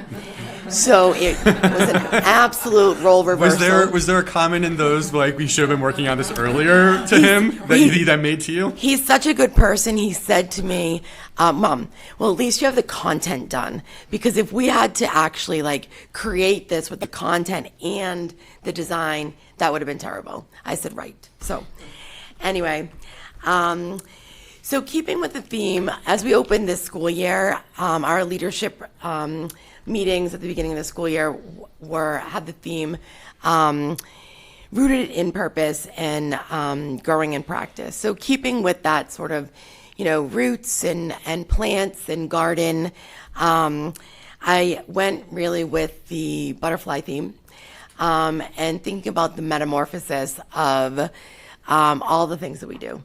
And the opportunity this year to work with the special education department, the teachers, the TAs, all the related service providers, has already been really special, and having another year to do that is exciting. So the theme and the title is Evolving Together, a Metamorphosis in Special Education. The journey of a student is much like the metamorphosis of a butterfly. Both are beautiful processes of transformation. It is through our shared perspective and a belief in one another's ability to learn and grow that we can fully appreciate the changes. So some of the important pieces around that perspective and around transformation and around appreciating change with education is always presuming competence. Some students' skills may initially be viewed through a somewhat of an unfair lens, but through the teacher's role of always presuming competence and their belief that students can and will have unlimited potential is unbelievable. That causes beautiful transformations. A student can expand their skills in a beautiful way, often achieving more than anyone, even the student thinks they can. And it's important to remember that success comes in all forms. This transformation reminds us that success comes in all different forms, and every student's journey is a masterpiece in the making. The vision of our special education department is to empower every student to reach their full potential, equipping them with the skills and confidence to become engaged, independent, and valued members of our community. I do want to point out that this picture is a student in our newly reimagined launch program. One of her classmates had spent some time over the weekend at the Giving Garden. I don't know where that is, but I've heard a lot about it, and had cut so many flowers, brought them in, and they did a flower bouquet arranging class, which is great. So, our mission statement. The North Andover Special Education Department's mission is to advance inclusive thinking and settings throughout our district, providing equitable access to high-quality instruction and collaborating with families and staff to deliver specialized supports that empower every learner to thrive. Some of you may recognize our friend in this picture. He's the famous James Stedman, performing at the Special Olympics this past June. So, who we are as a community, a snapshot as I went by. I just wanted to put up some numbers for all of you. So here we have some special education by the numbers. These numbers come from the 24-25 school year because we have a whole year in the database from which I pulled them. So this data tells an important story about our district's commitment to supporting every student. Here's a look at our special education population in a snapshot. Our total district enrollment at the end of school year 24-25 was 4,416 students. Of that number, 1,049 students were on IEPs. This is the number of students who receive any specialized support through an individualized education program. So that, and I know I checked my math several times because we have some mathematicians here, statisticians. So that leads us with 23.75% of our total enrollment is on an IEP. So that's nearly a quarter of our student body who receives special education services, showing a significant need for the programs that we have. This percentage is higher than the state average of 20.6%, highlighting our district's dedication to identifying and supporting students with unique learning needs. So in order to understand the landscape around Massachusetts special education and disability categories, Massachusetts recognizes 10 disability categories, and they're listed here for you. There's also the option to pick a category for a student which is multiple disabilities. So on the next slide, you will see that we have these 10 plus multiple disabilities when more than one of these 10 apply.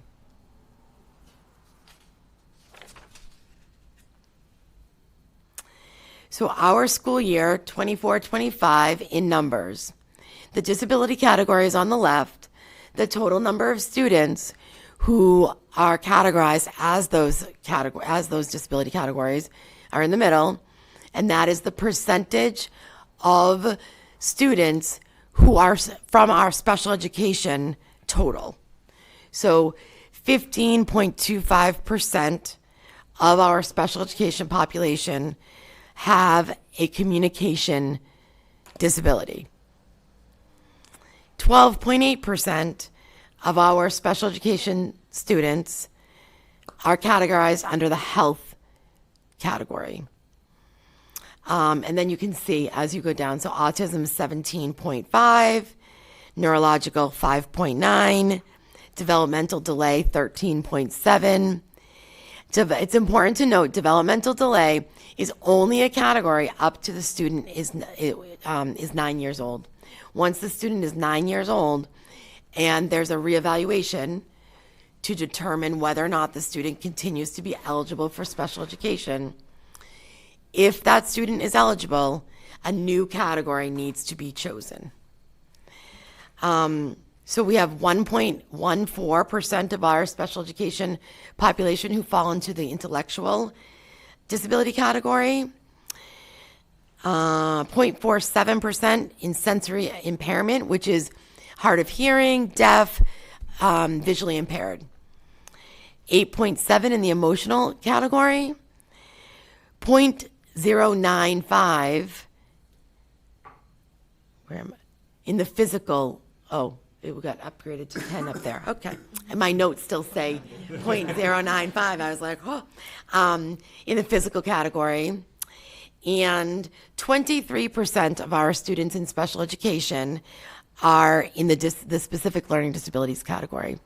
And then we do have the multiple disabilities section, in which we have 12 students listed in that category for 1.14% of our population. So this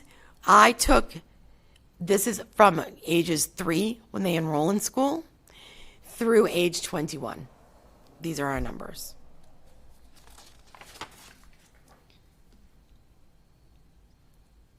Okay, our educational environments, which really shows that we have a commitment to inclusion. The majority of our students, so these numbers I took for Department of Ed breaks up your placement categories to students who are 3 to 5 years old and students who are 6 to 21 years old. In an odd twist, and I'm not sure because it changed in the last 2 years, they now consider any student who is in kindergarten, even though they still might be 5 years old, they are grouped with the 6 to 21 year olds. So effectively, these numbers capture all the students from grades kindergarten through age 21. We have 74.5% of our students in full inclusion. Full inclusion means that students spend 80% or more of their day in the general education classroom. That time might be spent with support, but they are physically in the classroom for at least 80% of their day. Partial inclusion, we have 12.7% of our special education students, and those students spend between 40 and 79% of their day in general education classrooms. For 6.35% of our students, they spend less than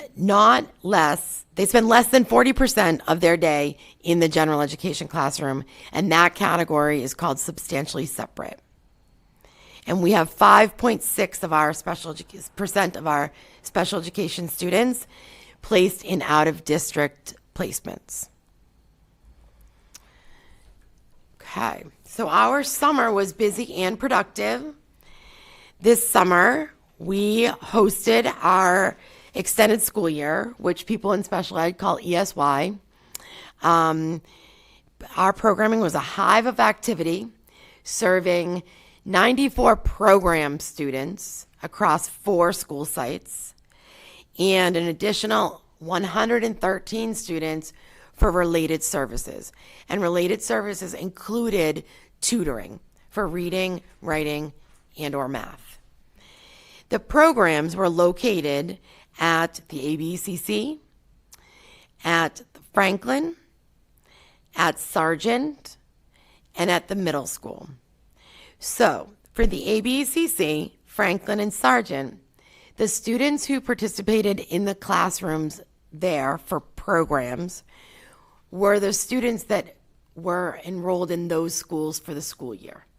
So the students at Franklin, those 14 students, were our RISE students who had been at Franklin for that school year. The difference here for the middle school site was that we combined middle school programs and high school programs together at the middle school. We did this because it's centrally located. We did this because it's on the MEVA bus line. And we did this so that we could make sure that there was always an administrator in the building. For related services, we had tutoring, speech, occupational therapy, and physical therapy. All of those services were held at the Atkinson School. So this comprehensive approach ensured that a wide range of students received the support they needed to keep their skills sharp and prepare for this upcoming school year. The criteria for ESY is to prevent substantial regression in skills. It's not to make forward progress. It's to keep student skills in a place where they're easily recoupable at the beginning of the school year, just like a neurotypical peer.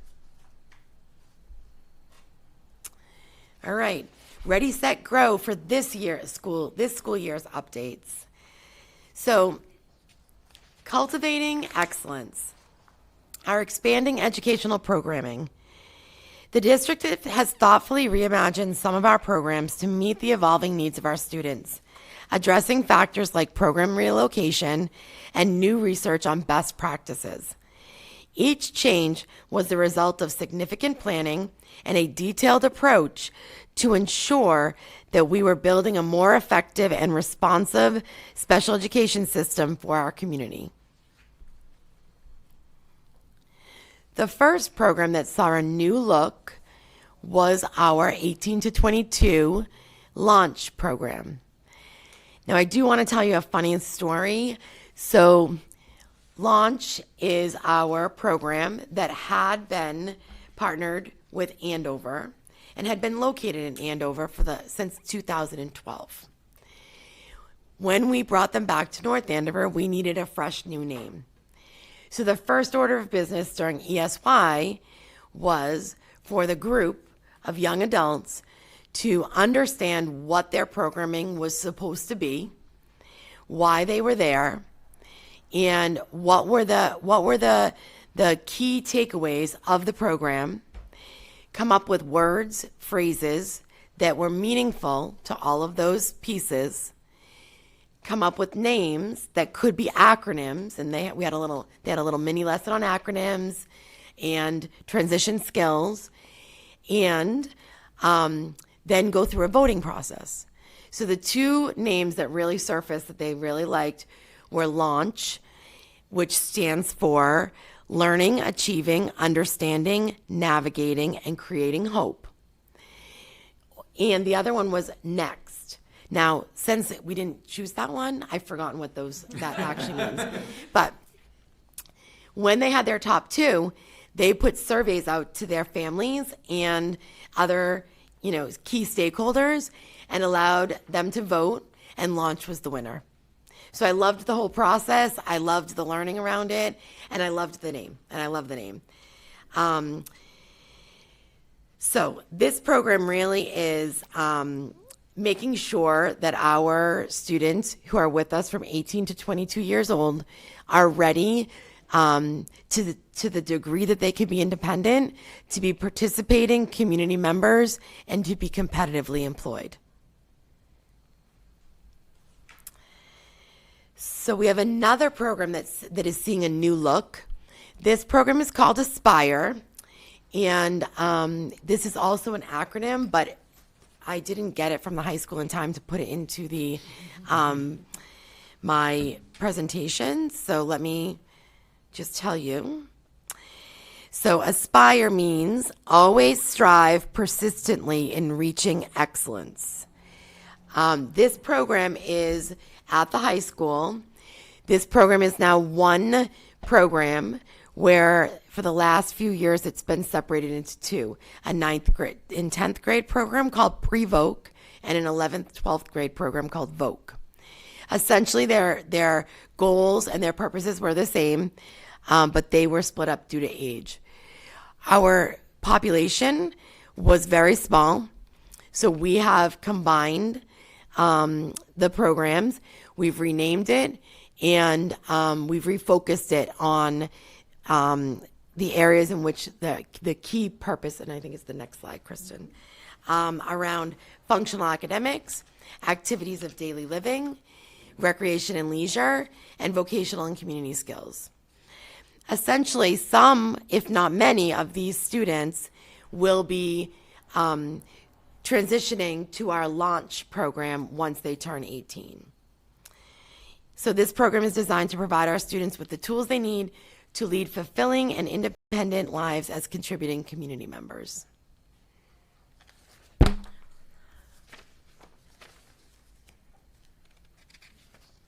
We also have our language-based learning program at Sargent School. If you remember, our language-based program was at the Kittredge School. We did a lot of work about looking at the student base, the methodologies, the staffing, the facility, the look of the program. And I'm very pleased to say that one of our very skilled teachers in the district shifted over to head up the language-based program, Crystal Liakas. And this program has started off in a great way. We have a draft of our program description, entrance and exit criteria, and student profile that we really do think will probably be able to go public next week. The language-based program at Sargent School is a specialized program for students with language-based learning disabilities. It uses a multi-sensory, evidence-based approach to help students with reading and writing challenges like dyslexia and dysgraphia. The key program features include a dual setting model, which offers both a blend of both self-contained or small group and inclusive classroom settings, allowing students to receive intensive, specialized instruction while still participating in general education. This program features specialized instruction, which incorporates research-based methodologies such as the Wilson program, delivered in small groups for personalized attention. We also have personalized learning, which is where the instruction is tailored to each student's individual education program with a focus on their specific learning goals. I already mentioned our expert staff, Crystal, and some of our TAs that have been assigned to the language-based program. This program is led by highly qualified special education professionals trained to implement effective strategies for each student. And our goal of the program is to equip our students with the skills and self-advocacy needed to succeed academically and become more independent learners. So we have our Thrive program at the Thompson Elementary School, which has been in place for a number of years, but it is now servicing the TIP program that was at the Kittredge. We had a social emotional learning program, Thrive, at Thompson, and an additional social emotional learning program called TIP at Kittredge. When we were looking at moving our students from Kittredge, our special education team, myself, looked at every single kid's profile. We did observations. We talked with teachers for feedback and input. We looked at structures, and we looked at an exit criteria at that time to ensure that if we were moving students from Kittredge to another school that wasn't their neighborhood school, that it was absolutely necessary. And to start, both programs had 24 kids. At the start of the school year, we had 9 students that were participating in the Thrive program at Thompson School.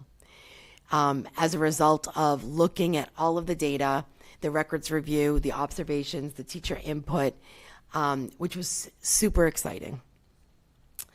The Thrive program is a structured therapeutic program that helps students with significant social, emotional, and behavioral needs. Its goal is to provide academic support while teaching students skills to succeed in the general education classroom. A team of teachers and counselors creates individualized plans for each student, working with families and outside agencies to ensure consistent support. The program utilizes flexible inclusion, 3 therapeutic components, which are a positive incentive system, a therapeutic and smaller classroom space, and counseling. And they have identified 5 specific goals. It's designed to improve coping skills, increase appropriate behaviors, promote academic achievement, foster self-management, and develop personal responsibility for social, emotional, and academic performance. We also have exciting news. Our Franklin School, our RISE program, is opening our third classroom. The RISE program is an elementary intensive autism classroom that provides specialized learning environments for students with autism spectrum disorder. The program is designed to deliver individualized, structured instruction through the principles of applied behavior analysis and discrete trial training to support communication, social development, and academic growth. This classroom is designed for students with varying communication abilities, including those who are nonverbal and those who use augmentative and alternative communication devices. The program provides intensive support to help students develop functional communication, behavioral self-regulation, and essential academic and social skills. And they are adorable, the new class. All right, so bridging general and special education. The first step in doing so is really establishing a cohesive administrative structure. So as Pam talked about, we created 2 positions called Assistant Principal for Student Services at both Franklin and Thompson schools. When we set out to hire for this position, we knew we were looking for a unicorn. There is not often somebody who holds certification for an assistant principal and special education or special education administrator. And more than that, if they hold it, they haven't always done each role. So there's always a part of the position that you're playing catch up. To be honest, I was a little scared. We found 2 unicorns. They are unbelievable. We have Caitlin Queenan, who is at the Franklin Elementary School, and we have Danielle Bond, who is at the Thompson School. And they are absolute go-getters. They ask great questions. They've already really thrown themselves into the work. Today we were in collaboration around some emails that needed to go out to families about some service providers and or schedules, and they really had it all locked in. It is a fantastic gift to our district that we were able to find them. So the next piece to really make sure that our structure was rock solid was the addition of 2 special education program coordinator positions, one for the elementary and one for out of district and to oversee the launch program. Both of the people who are filling these roles, Barbara Salerno is filling the elementary special education program coordinator position, and Lindsay Chatterton is filling the out-of-district and launch program coordinator position. Both of them have been in the district for many years. They are talented, they are invested, they are dedicated, they are smart, they are organized, and they are so helpful to ensure that all of our oars are rowing in the same direction. And when that happens, we can make great progress. So it's exciting to have these positions and the people who are filling these positions, so that we can make sure that we are fully staffed at every level. We had program coordinators at the Early Childhood Center, at the middle school, and at the high school, but we were missing those pivotal pieces. So I am super excited for this year and the growth and the forward thinking that we can accomplish.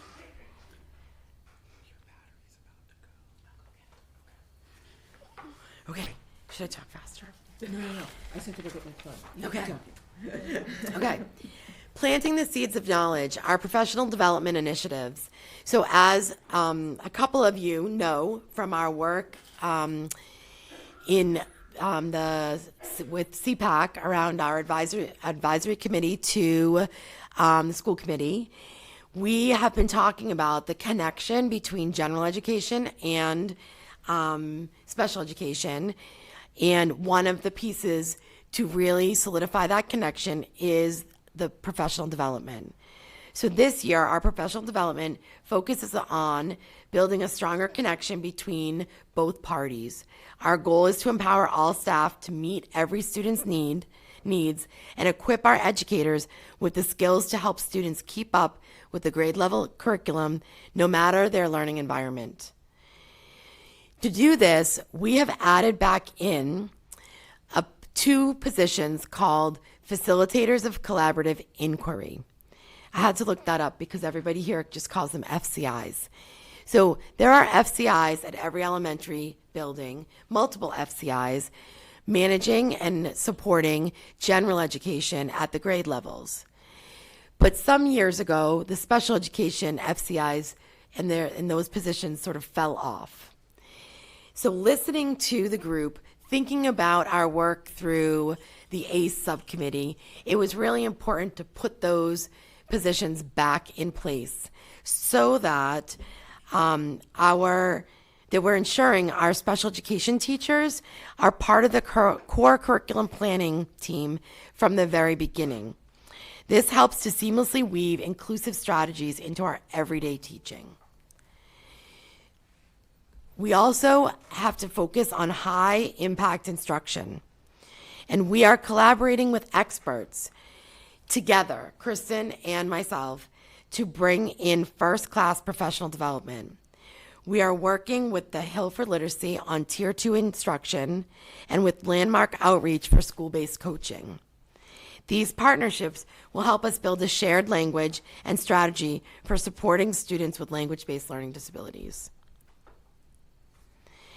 Lastly, we are investing in our staff.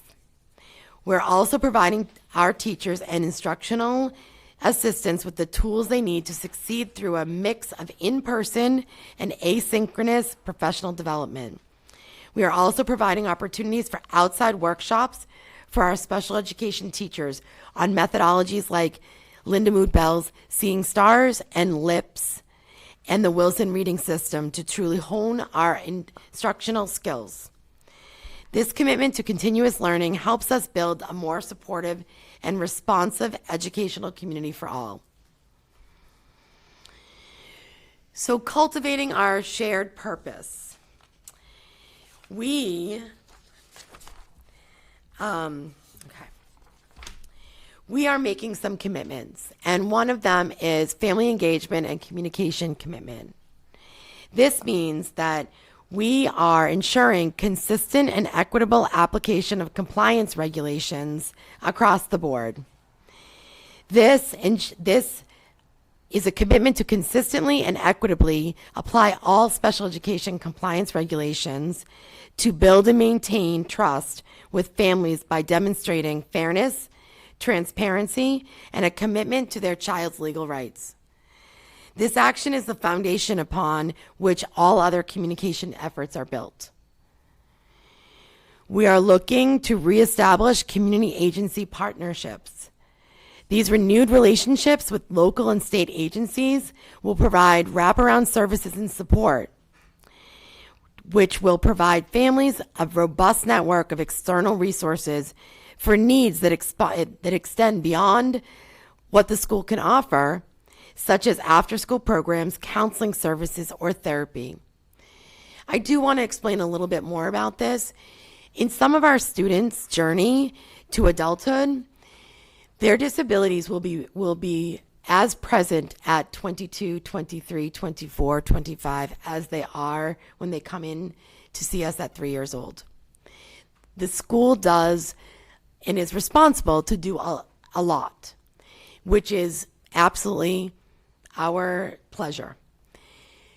But we would be remiss if we didn't connect our families with outside agencies within the community so that the same level of service, and it's not the same level of service because we do it better, but a significant amount of service can continue post their public school career.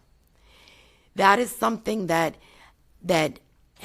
we have a renewed focus on, recognizing that at times families are somewhat surprised at the changes, the significant change in availability of services post 22 years old.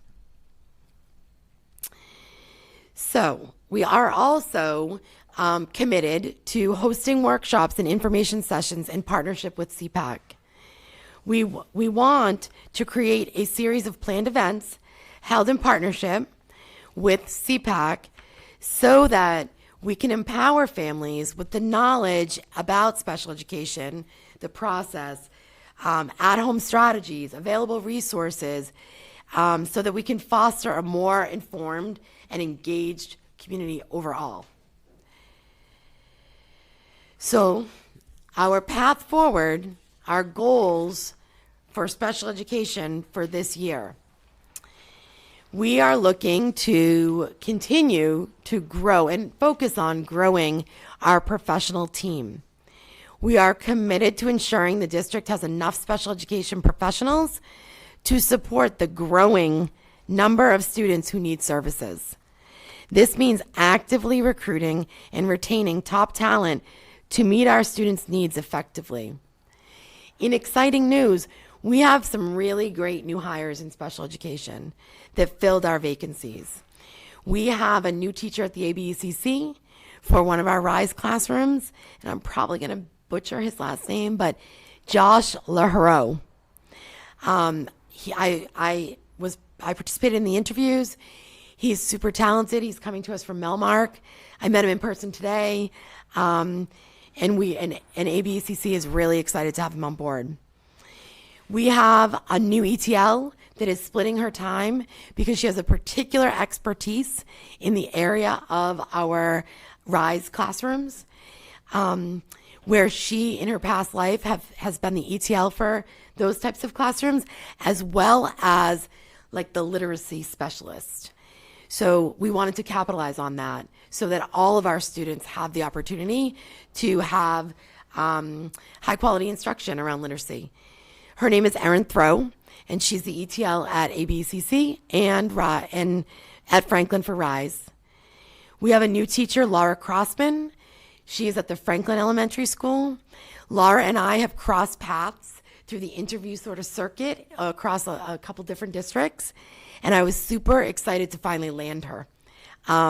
Laura is, you name the reading program, she's certified and or trained in it, which is a plus for our community.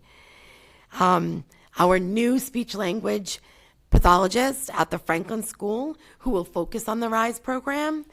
Her name is Kelly Casey. She hasn't started yet, but I'm just putting it out there because we have so much enthusiasm for her coming on board.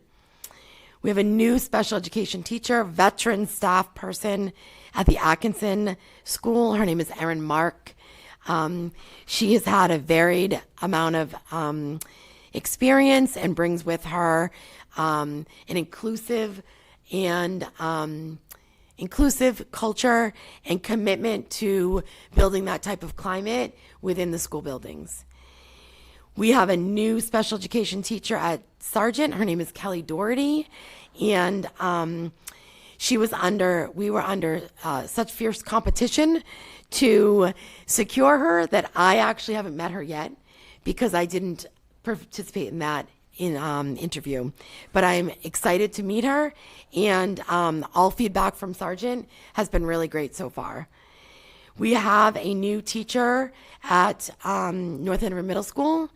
Her name is Gianna Bozella. She is teaching at the 7th grade. She is coming to us from a private Chapter 766 approved school. And I did have the opportunity to meet her through the interview process. And she has a really captivating personality and excitement for the work. We have a new teacher for our Aspire program at the high school. Her name is Liz Smith. She comes to us, and I joked earlier that as we broke up with TOPS, we got custody of Liz Smith as she was a teacher at the TOPS program in Andover.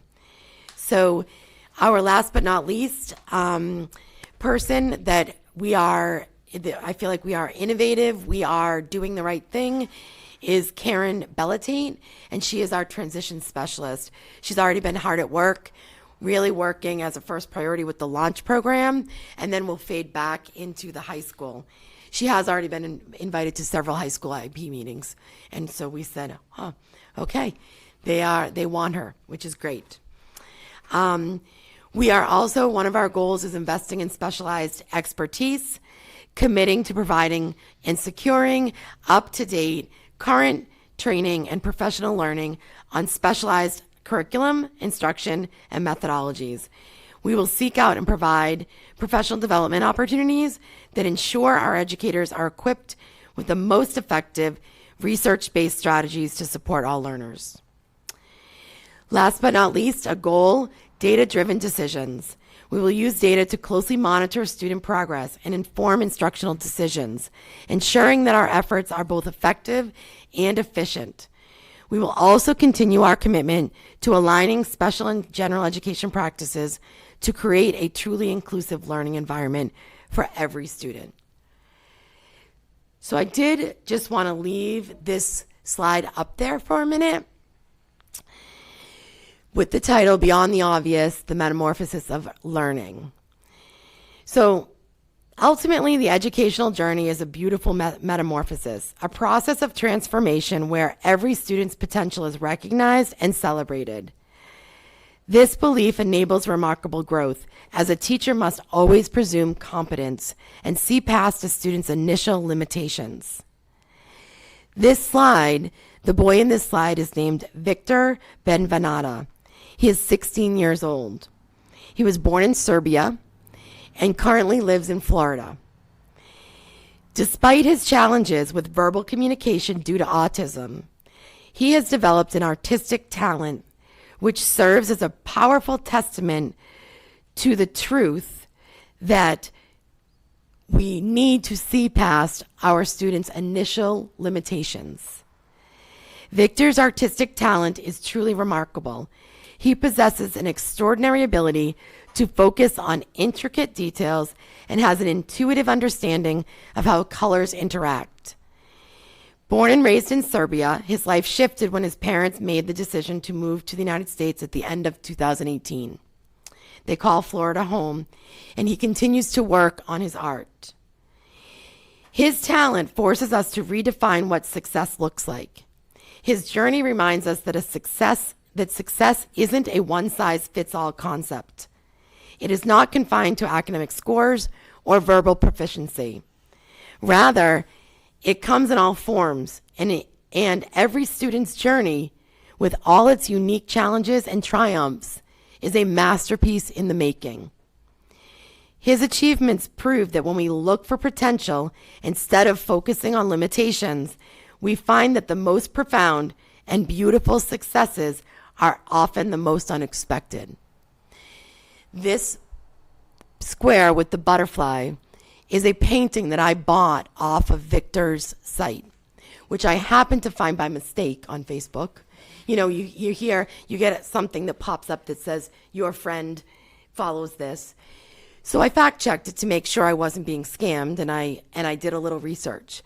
And to watch the videos of him creating these paintings is absolutely unbelievable.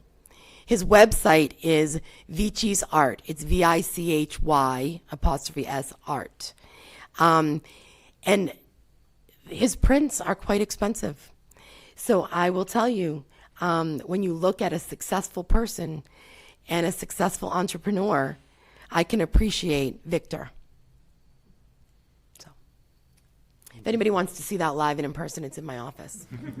Thank you very much. Appreciate it. It's been a while since we had a comprehensive overview of all the different programs we have. I don't think I've had that type of presentation in my time on the board. So thank you very much. You're welcome. Appreciate it. I hope I didn't talk too much. For process, what we're going to do is we're actually going to go right back to the beginning, and we'll, if we have questions, we'll go right back to the beginning of the slides and go through in order to help us stay organized and not have to jump around and do that. And I think it would just be easier to field questions that way. So, if you want to go back to the beginning, any questions on the first 3 or 4 slides about the vision, mission? Move on to any questions about special education by the numbers. I have one. Yep. I'm curious if you know, you know, the percent is startling to me. I didn't realize it was that high. That we Oh, had really? that many. I guess budgetary numbers would have suggested that if I had thought about it for more than a second. But, and I don't mean to say I'm not thinking about this, but I'm just saying that the percent number kind of jumps at me. And I'm curious if that's, if there's a trend where that's been rising over the past several years. Yes. It definitely has, right? Yes. Like, I mean, even as few as 3 or 4 years ago, that number was much lower, wasn't it? Not much lower. I would say that not much lower, in the teens.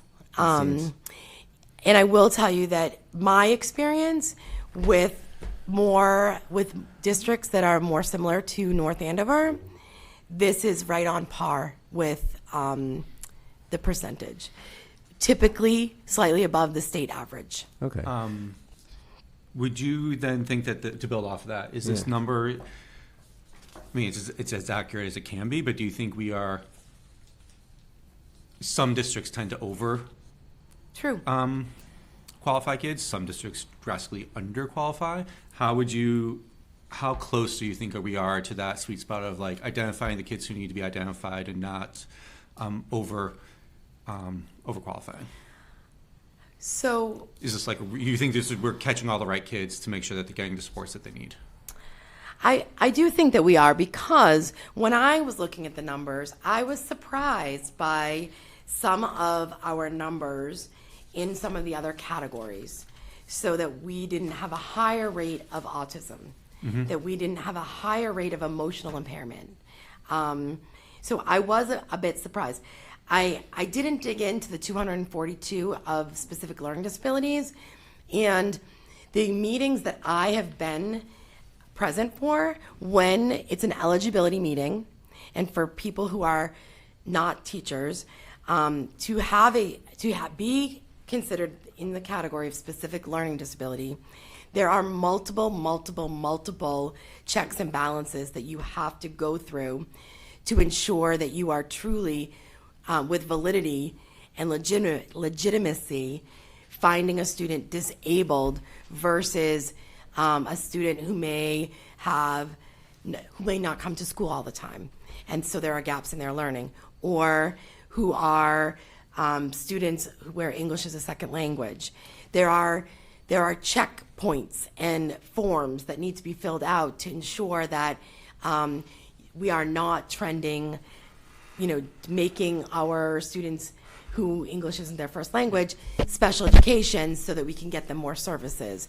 That's unfairly labeling somebody. So I didn't dig into the 242. I was surprised that some of the other categories weren't higher.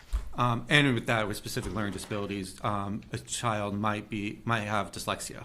Correct. But that doesn't mean they might have it to the extent where they qualify for an IEP as well.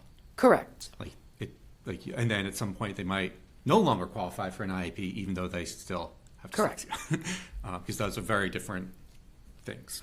So I've started looking at some of these numbers across districts, and I'm not quite sure I agree with you, Lynn, although I need to look at it some more. Generally speaking, you would expect that the higher percentage of students that are low income and minority, the more likely they are to be in special education. Since our percentages in those categories are lower than the state, that would say that although we're only 4 percentage points higher than the state, that if you adjusted for demographics, the gap might be bigger than that. A long time ago, many of you know this, I wrote a book about special education, and one of the first discussions I had was with the woman who was then the state director of special education, and she said to me, and I think this is a really important thing to understand, that you are only eligible for special education if you're not making reasonable progress. So a student in a really capable district who has the same disability as a student in another district may not actually be in special education because she isn't eligible because she doesn't need it. So I'm not saying this is always the case, but to some extent, the better a district's ability to work with students that are having difficulties, the lower its percentage of students. So I wouldn't just pass off that we're without, I think it's an element of concern that needs more thinking about why our rate is so high, and in particular, why it's high given our demographics. It's not a question. I won't pretend it is. But actually, I had a question on the kind of the next one about Yep, we go on to our educational environments, but it's related to Yep. what you guys just were talking about. Actually, if you go to the one after that. So I'm curious if students, through our success stories, do students move up categories for us? Like, Sometimes. you know So- what I mean? Like up this ladder, so to speak? You know, I had it in my notes, but I forgot to mention it. In the substantially separate category, our percentage for the 24-25 year is 6.35%. Our percentage for the 23-24 year was 7.2-ish%, if my memory is serving me. So some students have been able to progress from substantially separate to partial inclusion, right? Right, and that's about the services on their IEP, where the services land in their grid. And if we then shift students, instead of needing that pull-out instruction for reading, writing, math, academic support, perhaps they've learned their strategies, they've matured. Sometimes that happens if students are out for executive functioning, they understand better about how they learn. Then we shift that into the general education classroom, which then moves that amount of time towards full inclusion. You know, that more of their time, if they're 80% or more in a gen ed classroom, not coming out for services, they are considered full inclusion. So I would think that would be like our inspiration, right? Those are the happy stories, right? When we're able to do that. So we do have some evidence that we're succeeding in that goal. I mean, and I know it can't. Every student is different, right? Some are, some you can do that. Some probably can't. Correct. Yeah. But even students who are in who are substantially separate in our programs, there's always room to create or schedule more opportunity to be in the general education classroom. For some of our kids, that just means their specialist classes, their PE, their music, their art. But that's important that happens. Oh, sure. And we heard that loud and clear when we heard our audit, right? When we got our special ed audit last year, 2 years, I forget now, 2 years ago. There was my big takeaway from that was that should be the goal, right? Get as much as possible into that Correct. general ed environment. That was their recommendation to us. So their recommendation was special education should be a service, not a place. Right. Yeah. Well, I spent a lot of time figuring out what they meant by that.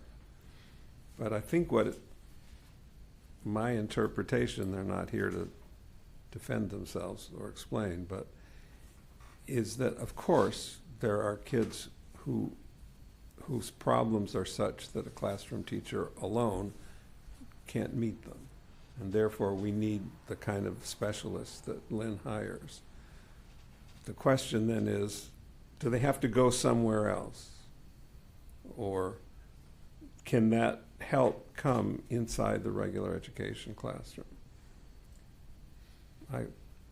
My sense about full inclusion is when you can walk into a classroom that has, say, 20% of the kids on IEPs, and you can't tell who they are. I'm going to challenge us to reframe your initial statement there, Mr. Moskovich, that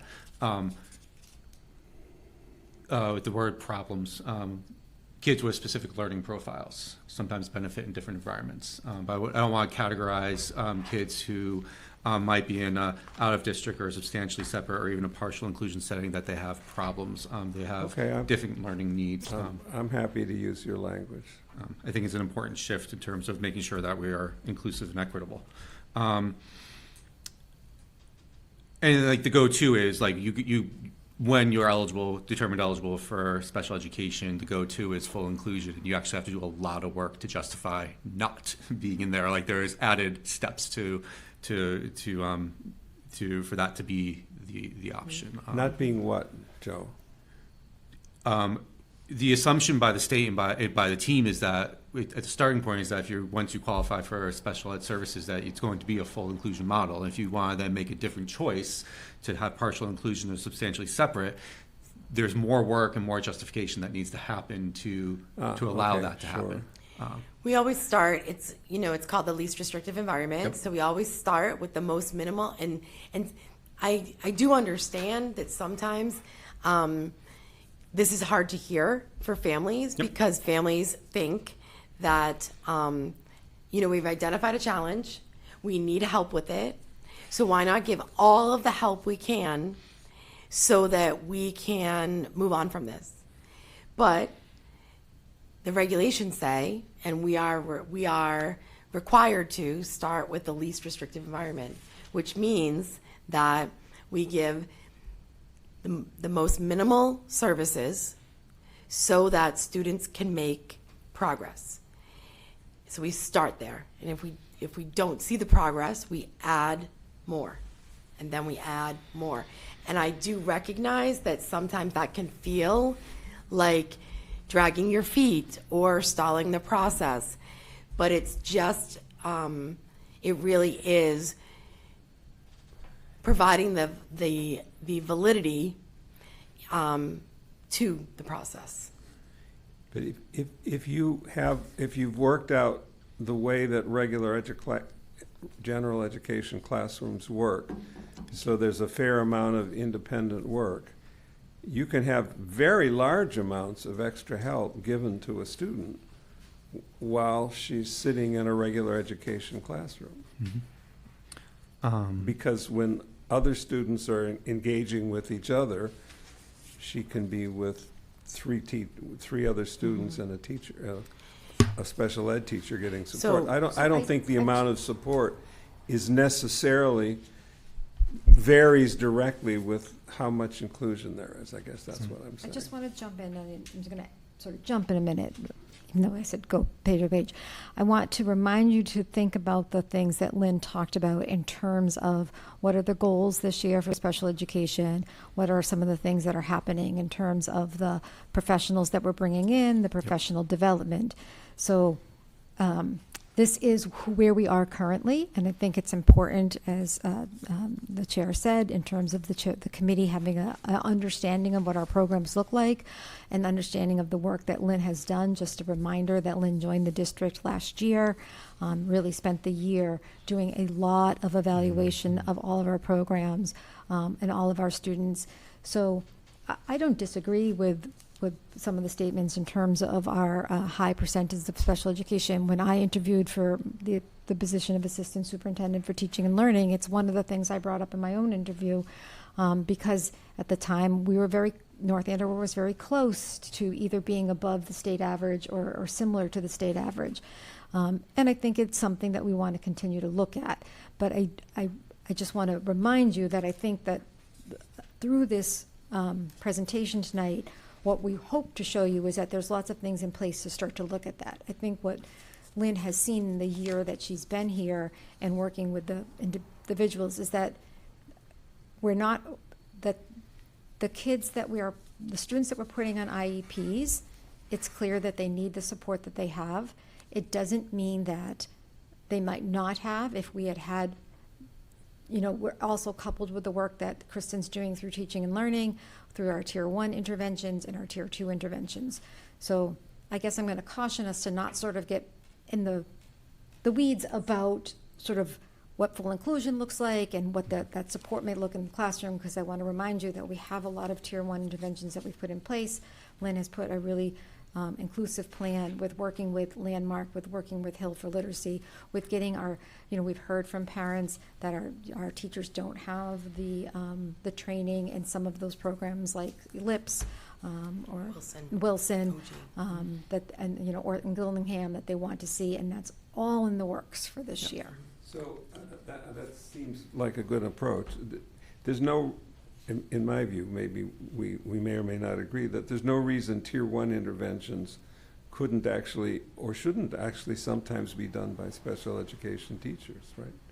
I mean, an intervention that's in the, that when you're working, helping that's kids called co-teaching, individually. right? So you do have co-teaching. We have, these are and co-teaching to go to. I also want to point out that I think if you picked up on some of the things that Lynn was presenting in the presentation, is that she's making a commitment to recommending appropriate staffing for our schools so that we have appropriate special education numbers of staff and appropriate teaching assistants.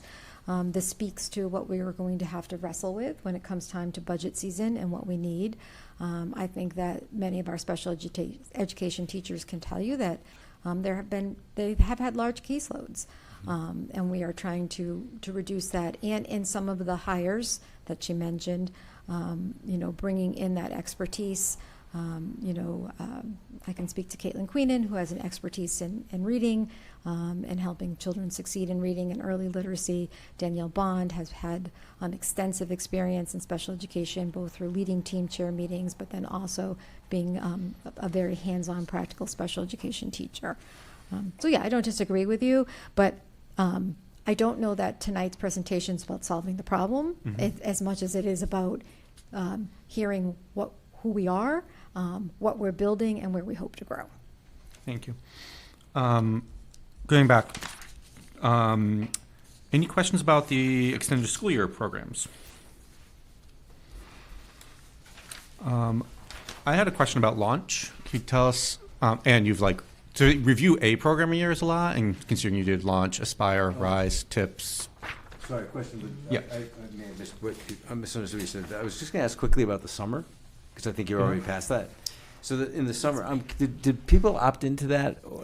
So ESY, Extended School Year, is Yeah. specifically for special education students who have been recommended for these services over the summer. Well, it makes complete sense to me. Why lose ground, right? So the Yeah. reason I'm asking the question is, I'm hoping not too many people refuse to do it. I mean, I'm wondering if we have an issue there. No, we don't. More families are, families would take it typically if their child was offered. Some of our special education students do not need to come to summer in order to keep their skills where they are, when they leave school and then come into school. Right.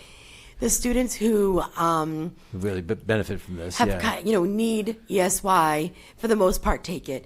We do have some, we do have a struggle here or there with competing with vacations and or a fantastic opportunity to spend the summer with a grandparent overseas. We have had that, but for the most part, the students that were recommended attended. Okay, yeah, because that to me is very efficient, right? That's a smart thing to do, not let them lose ground. Can you tell us a little bit about location of launch? Yes. And yes. where and where? Yes. So launch right now is located at the North Andover Middle School. They have a separate entrance. They have they're off to by themselves. And we've really been thoughtful and we've planned so that they really are viewed and operate more like young adults, as if they were in an internship setting. We're not going down to the cafeteria and sitting at the table among children. We are in our area when we are there, because the whole goal of launch is to be out in the community. The reason why we're at the middle school right now is because we have been graciously afforded the opportunity to move to the previous senior center once it's been remodeled. And we're just waiting for the remodeling to be finished. The middle school's been really welcoming and so accommodating, which is great. The students over the summer started herb and vegetable gardens in the courtyard. They started taking the MIVA bus line, I saw. Oh, it's so fun. So great. Just right down the bottom of, it's right there. And we've really, really reimagined our partnerships. So The TOPS program had always partnered with Northern Essex Community College, and the program was great. But when we had the chance to sort of do some other enrichment activities, we partnered with the Y. If any of you know Claudia Suhu, she is phenomenal. She lives in North Andover. She grew up in Andover. I told her I would not hold that against her. But I've known her for so many years, and she, I called her to say we'd like to become members. And we, Lindsay and I went in, and she talked with us all about this Y-ability strand of programming. And so now on Tuesdays, the students go to pickleball. They do a cardio and strength conditioning class. There'll be more opportunities as the winter sort of comes around. Claudia has introduced us to the inclusion specialist there. They are open to having us do internships and some, employment. So we wanted, this is the goal, that typically when you are in programming from 18 to 22, the likelihood is that you are going to continue to live in the community in which you currently live, with extended family, with some kind of support system.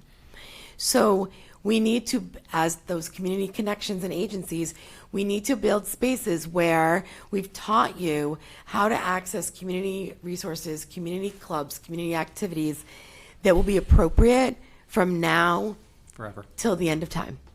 The Y is one of them. So to get to the Y, they take the MIVA, because that's how It's right there. they can take it when they are 25, 52, 33. So that is why we're back at the middle school right now, to really make sure that we've started teaching that travel training. We have secured job placements and internships and activities and volunteer opportunities along that bus route for the most part. Lindsay and I said we want to do most of it on the bus route. Do we also have to do other things where we have to use the vans? Yes. The students particularly love working at the Audubon Society. MIVA doesn't take us there, so which is fine. But we are at the middle schools for that central location. They can walk, they can do the MIVA. There's so many options for businesses. They have a job site at the Stevens Memorial Library, who have been absolutely wonderful with scheduling and support, and the students love it. Thank you. You're welcome. Other questions on launch and or Thrive?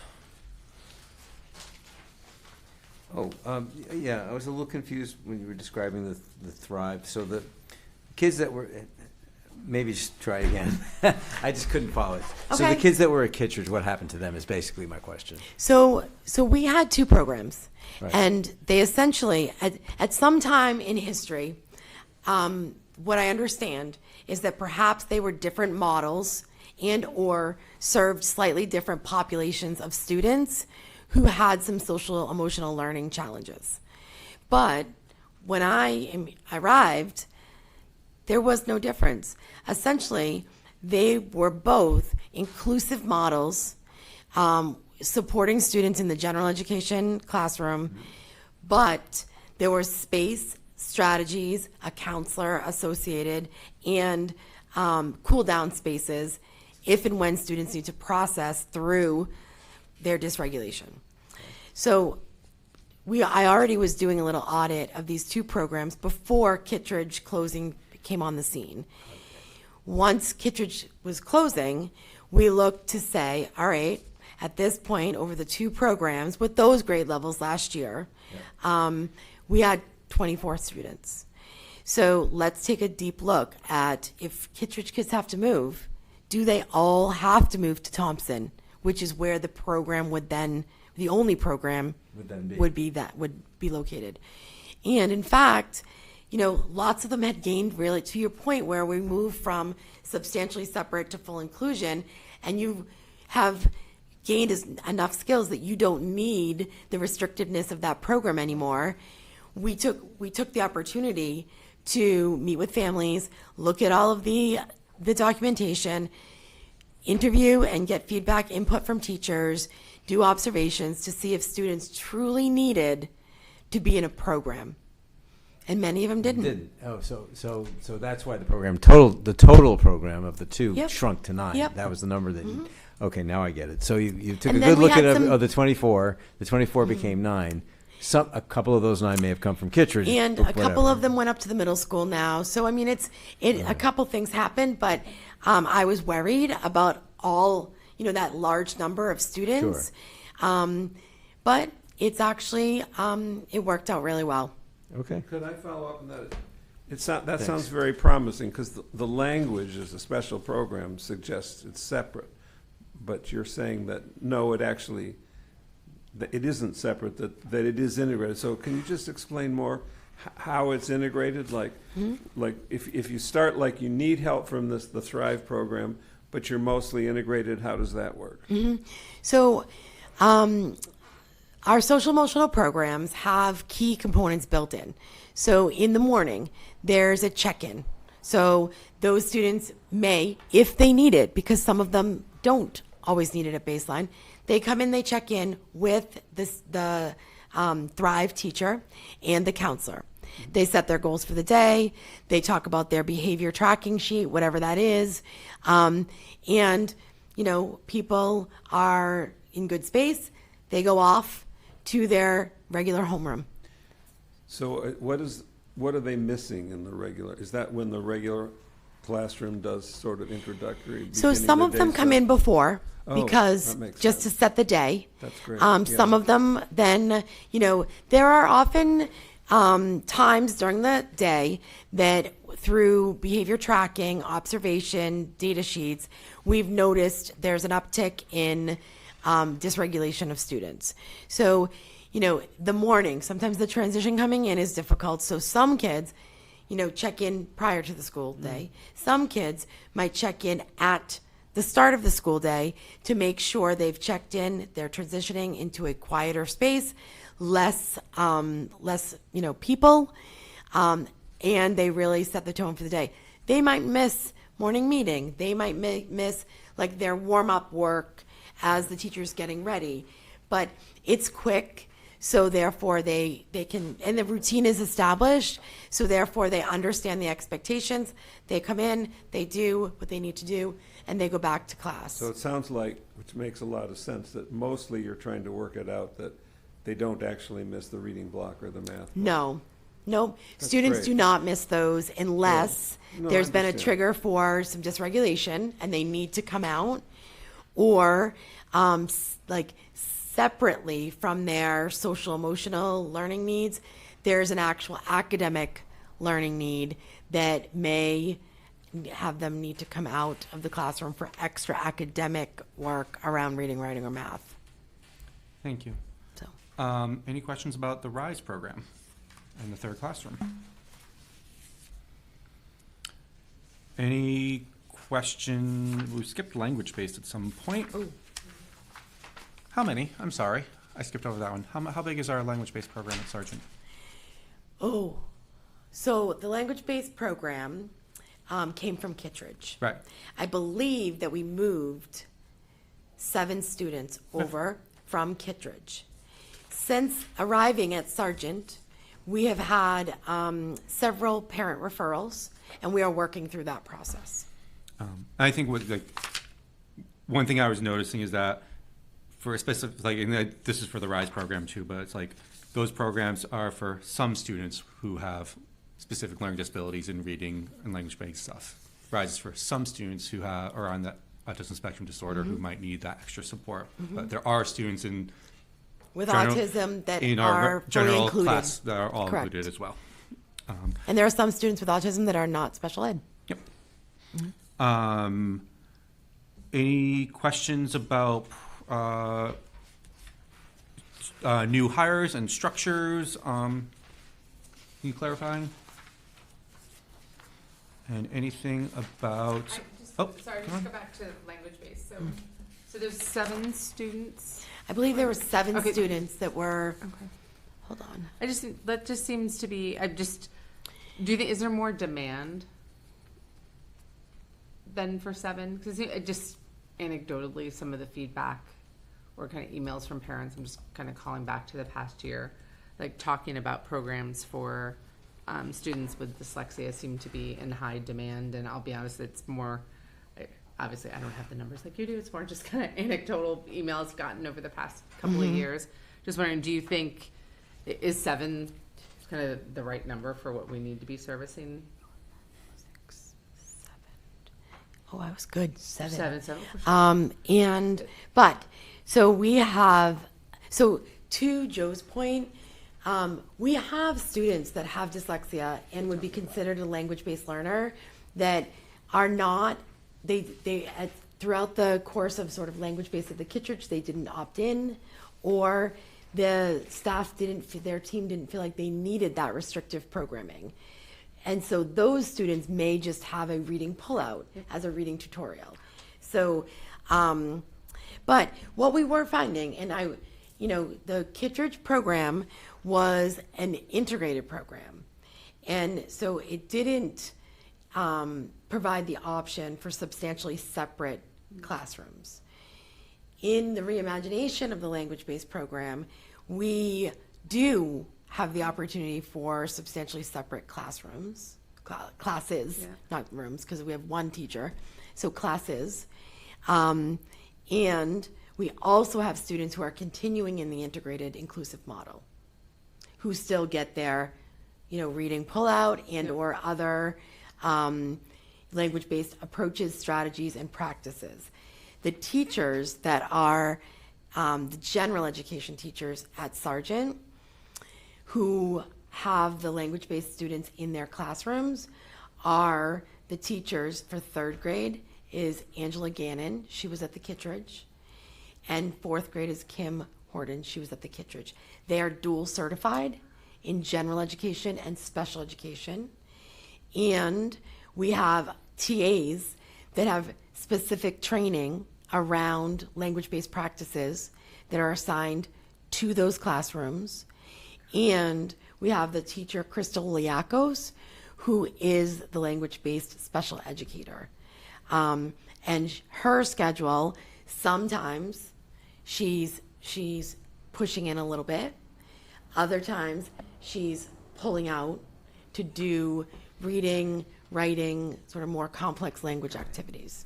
Thank you for that explanation. Yeah, so no problem. that makes so much more, that makes sense to me. So it's not just 7 students that we're servicing with the dyslexia. This is just in that one model. There are so many other Correct. ways that you're appropriately working with those children in different models that's Yep. best for them to move along. So And thank you. to be honest, moving, so for us who we have kids in the school system or had, that would be us. My kids went to Franklin. We lived right by Franklin. We lived in a great neighborhood. All of the kids walked together to school. So as soon as you walk into your elementary school, that becomes your place. To leave your place, for everybody, including as the mom or the parent or the dad, whatever, you're leaving the people, the parents you've made connections with since kindergarten. My oldest is now 24. He still is friends with some of the students, the kids that he was in kindergarten with, and I'm friends with their parents. So to leave your neighborhood school is a big deal. We have kids who are language-based learners, who are dyslexic at all of our elementary schools. But, is the need, and families have to weigh this, is the need, the learning need, so great that it's worth leaving your elementary school for? And sometimes, yes, it's legitimate, it's worth it, it's necessary. But our language-based learners are sprinkled among the 4 schools. Thank you. Yeah. Thank you. Any questions about changes to administrative structure and goals for the year?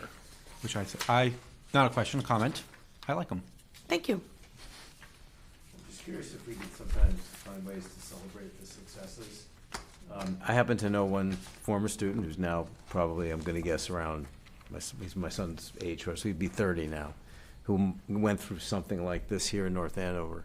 and he works at Home Depot now, and Mm-hmm. I see him regularly. And he's a success, in my opinion, a big success story, right? I mean, he's got a regular job. He lives on his own. I mean, he went through whatever the version of this was, 15 years ago. So, I mean, I know we have those success stories. Sometimes it might be nice to hear a little bit about those if it doesn't take too much of your time. Yeah. Because we have them. We do Yeah. absolutely have them. I was a student who's part of the TOPS program, so was a student in my school when I was in Andover. And this particular student now works at Stop and Shop. And whenever I see him, he always says to me, "Still here, 4 years after TOPS, still got my job." And he loves it, and he knows everything about it. He knows everything about my life. He's like, "Oh, you're the superintendent now. How you doing? They treating you right? Everything going okay?" And he just, he's great.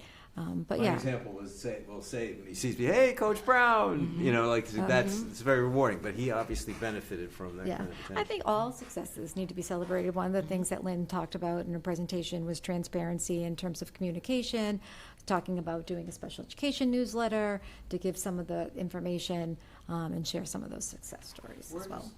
Just out of curiosity, where does he live, this young man? My young man still lives in Andover because I worked in. No. I mean, does he live by himself? Does he live in some sort of community housing I think he's still living at home. at home? So when we have them from, 18 to 22, isn't, part of that is to help make sure they've got a place to live when they're, isn't it? So we actually, How do we do that?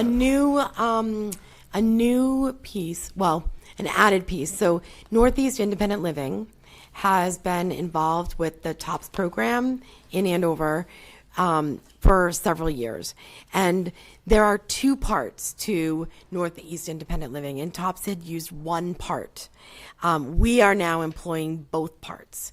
So they are doing, sessions of sort of life skills with Northeast Independent Living as a group and run by their staff. And they talk about, competitive employment, jobs, where can you live? What does living, with your family look like? What does living alone look like? And there are group homes and supported living that exist. They aren't always easy to get into, but there are creative ways for students with disabilities who may need support living on their own to get support, through host families, through group homes. So Do we set that up, or do they eventually No. get that from the This is- Department of this- Mental Retardation? So it's called the Department of Developmental Services, and we do a referral. They change the rules all the time. Used to be 18, and then when you do it, then they tell you it's too early. They want it at age 20, and then sometimes by the time you get all the paperwork signed by all the people that need to sign it, DDS tells us it's too late. So, this is why it's important early on to make families aware of all of the agencies that are out there. And somebody who is like an absolute resource, and I've known about agencies, but Lauren Stedman, who is the vice chair of CPAC, is an absolutely unbelievable resource for parents and a partner in this work, sort of organizing and connecting people with agencies and support groups that are, will be so helpful. So that is a big push for our department to really make sure, and by doing it, we're not looking to shirk any responsibility. We want to make sure that we've set the stage for beyond 22. Right. Thank you. Deeply appreciate all your work, the presentation, answering our questions, and all the work you've done over the past year to reimagine and review and create some amazing programs for our kids. I think one thing I would always need to keep in mind is that students with IEPs, there's a range of what that means, and some students are going to need some very intensive supports up until the age of 22, and then transition services, and other students need pretty straightforward relayed services when they're young and they grow up to be teachers and educators and chairs of school committees, or they grow up to be chemists and PhDs and doctors, and like it's there's a range of what that means, and we want to make sure we focus on the celebrating that every kid just needs something a little different to make sure that they are able to live a fulfilling life. And that's a huge portion of our kids of like what we want to do for everybody. So thank you for doing the work to make sure that that's happening. Awesome. So we are moving on to, we're a little behind. Apologize. I failed at this one. Massively. Continued business. Last time we talked about community program fees. Rick and Gail were here to request that we authorize an increase of 10% effective October 1st. I chatted with Superintendent Lathrop earlier or last week and asked for some additional information. There were some questions initially about what it would look like if we phase it in, how would that impact our budgets. So Superintendent Lathrop is going to share some of that information and walk us through that. I'm then going to share some of the feedback that I heard from families, and then we'll get into the discussion of the fees. So new information, some feedback that I heard from people, and then we'll get into what to do. Okay, so some of the things that we asked Mr. Galante and Ms. Dowd to provide for us were if no fees, if we did not do anything, if the fees remained what they are and there was nothing unchanged, he is projecting an approximate budget deficit of $99,500. So you remember one of the things he said is that the reason is that he was, looking at a deficit if he didn't raise his fees. So that's option one. How much are in the days? You just try to have a 3 month. 3 months. How much does that? I don't know the answer to that. Okay. It's a practical matter. We don't actually run a deficit. They just have to cut spending since. He would have to cut spending, correct. We wouldn't run a deficit, but that's what it looks like. We would Right. we would not be able to provide as much everything we programming. meant to do. Correct. Right. Okay. If we had option two was if you did a 5% increase starting in October, that would result in approximately a budget deficit of about $50,000. Option three, so that was just doing 5% in October instead of the 10. Option three was if you did 5% starting October 1 and an additional 5% starting January 1st. That's an approximate budget deficit of $17,750. Option four was if you just wait until January and then do the 10% increase in January, that would look at a budget deficit of $34,000. And then option five is the one that he presented to you when he was here, which is the 10% increase starting October 1st, and our result will be we'll break even. So what would happen the year after? Remember, we had this discussion about should we do it all at once and do it every 3 or 4 years? So if we do 10%, what will next year look like? So know I that's a didn't little have him unfair project that question. out, but I think his answer would be if we did 10% now, we would continue to remain even next year. But I think he does need to look at a long-range goal in terms of perhaps potentially raising it like 2% or 3%. Yeah, we would, when we run a deficit, if 10% breaks us even this year, I would think we would automatically run a deficit next year, because with the salary increases that we know that are gonna happen, we're setting ourselves up to be, even if it sounds like it's 10% this year, and then we have to know that we're doing at least 3% or whatever the percentage is next year. Yeah, we should be transparent about that. Yeah.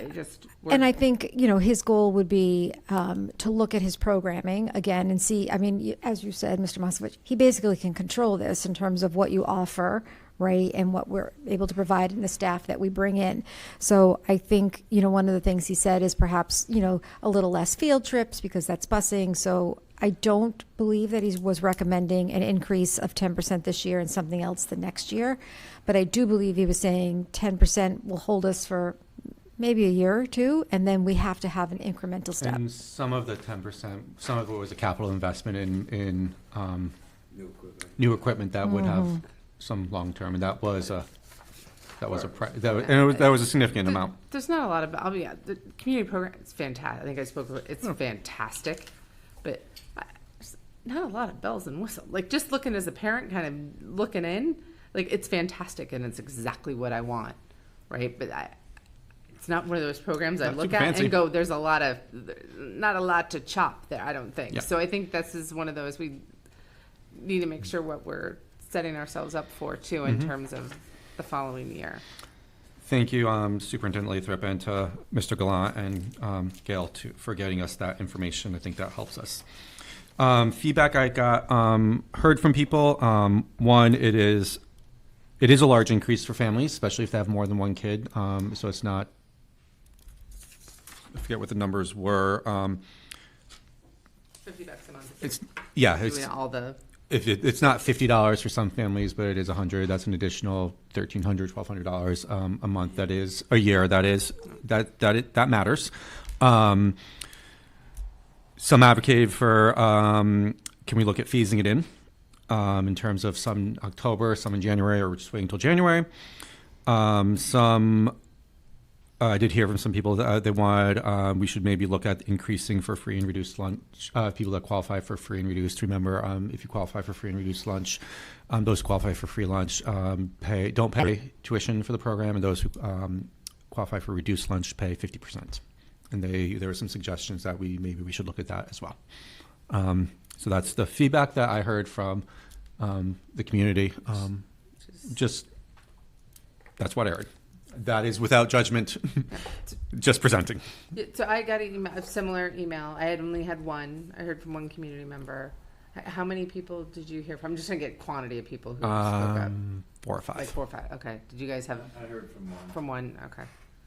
But question, the currently, do the free and reduced lunch students, was what you described the current? That's So our currently, current practice. if you qualify for free lunch, you don't pay. Your tuition is And if you- nothing. Oh, so the suggestion was to maybe consider charging those people? Was that the idea? Maybe Go on a like sliding scale. on a sliding scale, and I think the one that they said was maybe we increase the free lunch to 10% or 20%, and I see. we increase the reduced lunch from 50 to 60%. Just as an example. Got it. Yeah. Which is, that would be, depending on how many sliding scale, would certainly cover the deficit.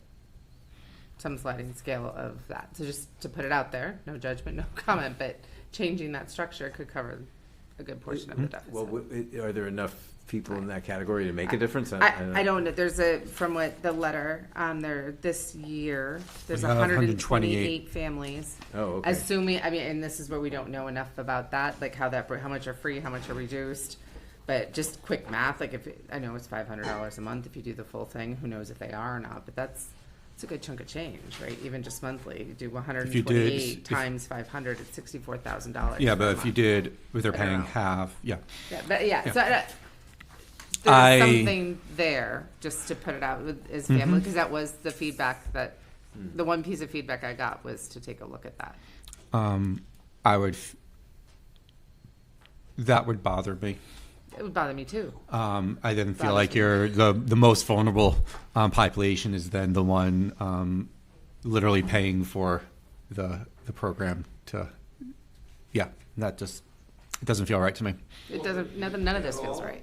Yeah. I mean, No. They pay depending on what they qualify for. So if they qualify for complete free lunch, they pay nothing. But if they qualify for what would be a reduced, they pay half. so I was asking Joe whether he thought that if it went from 0 to 50 and it was instead 10% to 60, they're still not paying all of it. I'm not saying I disagree with you, but it's still quite a subsidy, maybe not enough. And my rationale is that if a family that qualifies for free and reduced lunch also needs the childcare before and after school, to me that says it's a necessity, and that then you're asking like a very vulnerable population to bear the brunt of making up the deficit, and I think I don't think for me it's not appropriate. Then it's to me that those families, if they need the childcare before school, it means they need to work. If they need the childcare after school,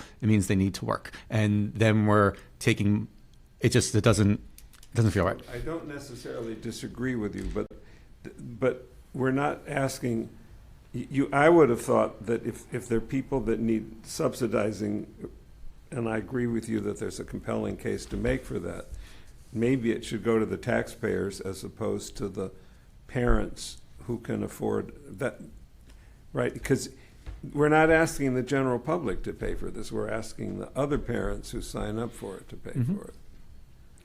The sliding scale, Pam, is that consistent with other things? Because there are other items that the school No, has. we're consistent with the free and reduced. So if you're, I'm sorry, that's what I was trying to say. yes, we don't have a sliding scale in other areas. Oh.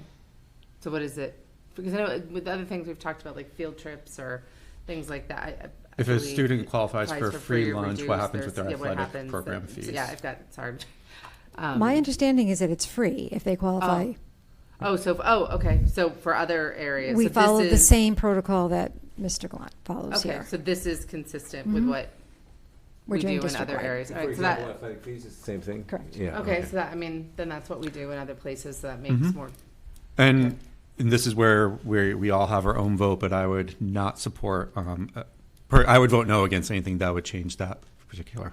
And we're just Structure. discussing it, Joe. It's kind of like, No, please don't draw judgment on I'm- ideas we're putting out there. Thank you. I'm not putting judgment out there on anyone. This is where this is the discussion that we have, and I'm just saying that is something I would not support. It's just like, that's not something I would do. And I'm not saying you are bad people if you would. I'm saying that I won't. That's what we do here, is we decide what we want to vote for and not, and this is something that I would not vote for.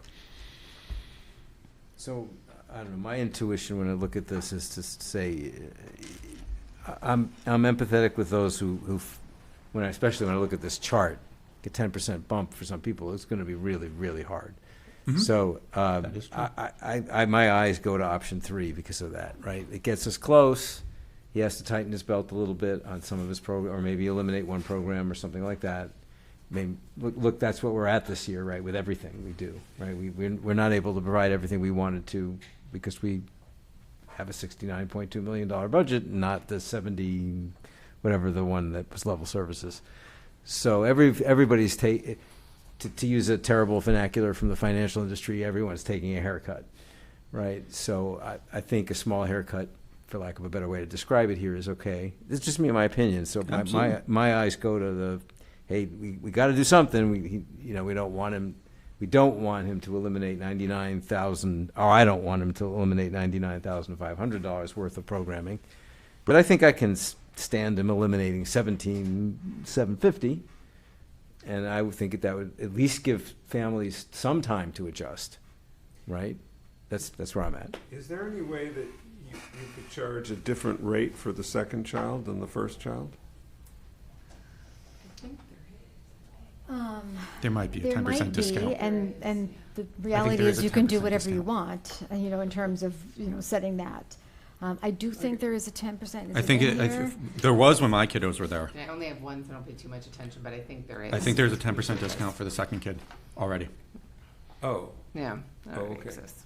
okay. That I might be wrong. I think there was at least, I think that's true. but that's not a bad thing to think about. that perhaps is why I was thinking about it. That's an idea, I'd like to make it a little bit less painful. Well, I mean, Yeah. those are the people who I can definitely understand that with 2 kids, it's, it becomes, remember what Senator Dirksen said, $1 billion here, $1 billion there, before you know it, you're talking real money. It doesn't say on the website usually.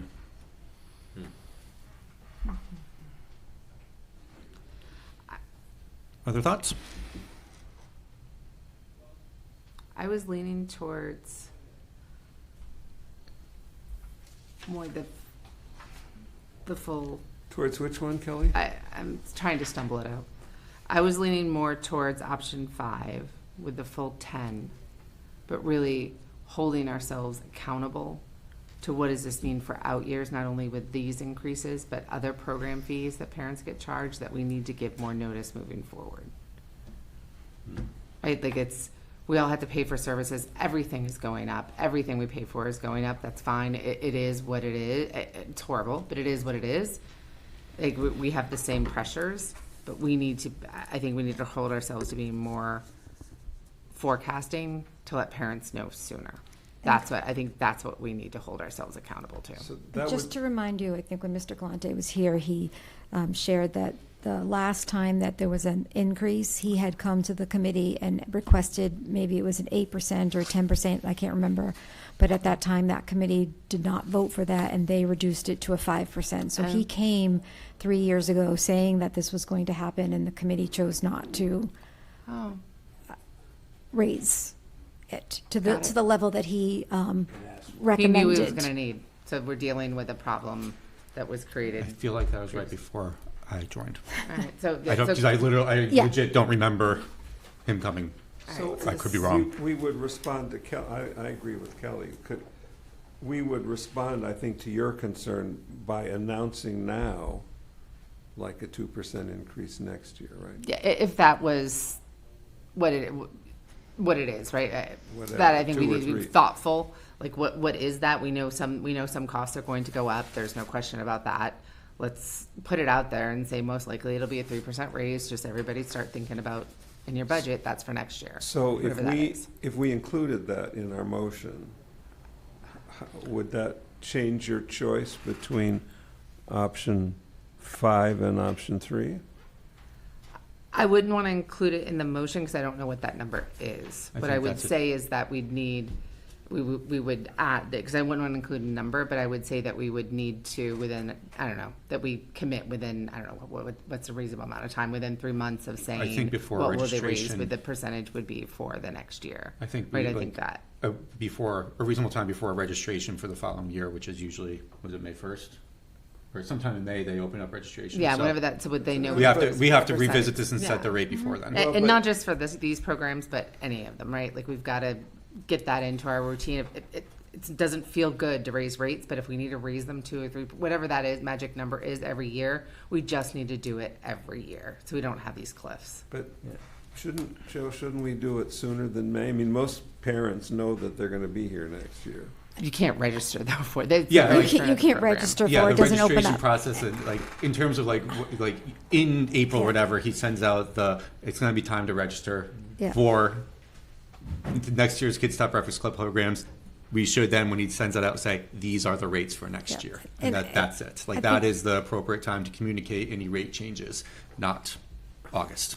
I think you're Or talking about two September. different things too, Yeah. just so, Mhm. because you have a fee schedule, you need to look at rates or fees for lots of things. So if you remember, it wasn't last year, it was the year before, we came here sharing that we hadn't raised preschool tuition for, Yep. I don't know, it was like 10 years or something to that effect. And so it did look like a really large bump, and, we asked her for a large bump, we went down a little bit, but you have preschool tuition, we did raise athletic fees, but whether or not you look at that, we have user fees to use our buildings, and these fees. So probably what we need is a better structure in terms of looking at all of the fees in North Andover and what those increases might be. And then a plan so that we're not hitting families, like if you happen to be using before and after school and athletics and something, that you're not getting whopped Yeah. like that whole year. So I kind of think that's separate than making a decision about this. But that's Separate what makes and me- together. But I don't want to separate them. I want to say, because I'm leaning toward, because costs are up, our costs are higher, we're all having to pay more. So I'm more leaning towards option 5. But if to do that, I also want to say that we're holding ourselves to, to let those parents out there know who are writing that extra money in their check, that we're committed to being more thoughtful about kind of having consistent raises. We're not saying they're not going to raise, because it is what it is. Everything else is. But we'll be more thoughtful about having that program. And you that need a you're talking plan about. so that you know. Yeah, then you can plan. It is what it is. But that- my struggle with that, Kelly, honestly, is that,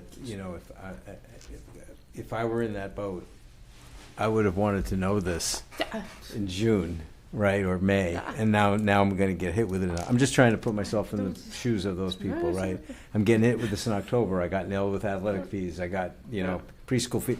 A lot of these people are also preschool people or also high school people, right? So they're, I don't know, it just doesn't feel good. I do think, and I could be wrong, I know we talked about it, I do think that Mr. Galante in one of his early communications to families did say that he was going to be going to school committee asking for a Yes. rate increase. With a sentence in there. There about was. it, Yeah. Oh, that's good. That's good I- to know.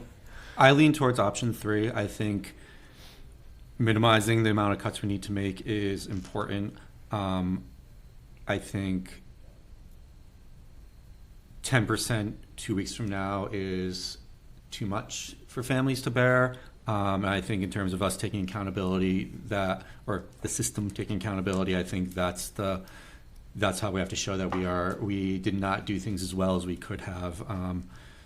And I think that would be a more reasonable, allow parents to plan a little bit better.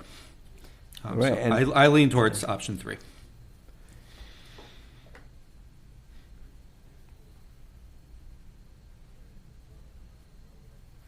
Ed, where are you going? What are you thinking?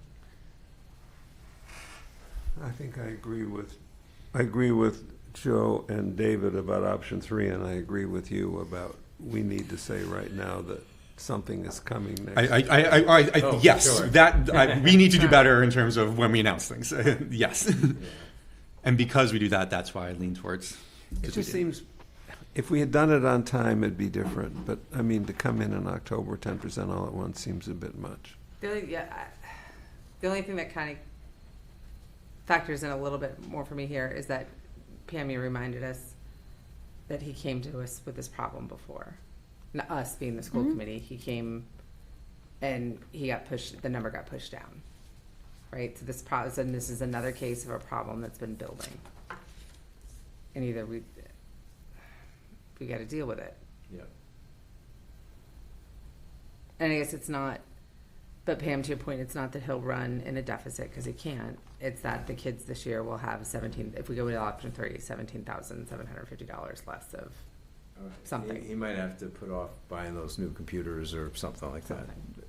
You know, hey, if he needs help, I'm an expert at keeping old computers There's not a lot of alive. bells and whistles in that program. And from a viewpoint of a parent. No, I Well, get it. and I think that's one of the things he said too, that's why he wanted to bring in some new computers, he wanted to get some new supplies, he wanted to maybe offer something. So that's building into that, some of his plans, but, you know, I'm just trying to reiterate what he said, I'm not making a Right. No, I case. get it. How much is the total? Total what? What did he The say? total income of fees? You showed us that last time. didn't you? Is that up here? Is this what you're looking for? No, oh, yeah. Is it the 1.7 million? Yes, I guess. So we're talking 1% here. Is that right? If the total is I don't normally do arithmetic in public. No, but- it's 1.1, right, is the total, well, no. Oh, I One. see. No, it's One. oh, Because there's also, the 1.7 has the Excel and summer school. Excel is like the extra Oh. programs they do, other than Kids Stop and Yep, Breakfast Club. correct. So it's the bottom it's number. that yellow number It's what's yellow, 1.198.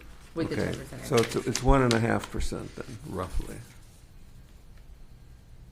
What's 1.5? What's 1.5%? The amount that you said you thought you could live with. The The 17. cuts. Oh. Yeah, I see. Yes. Any more comments, discussion?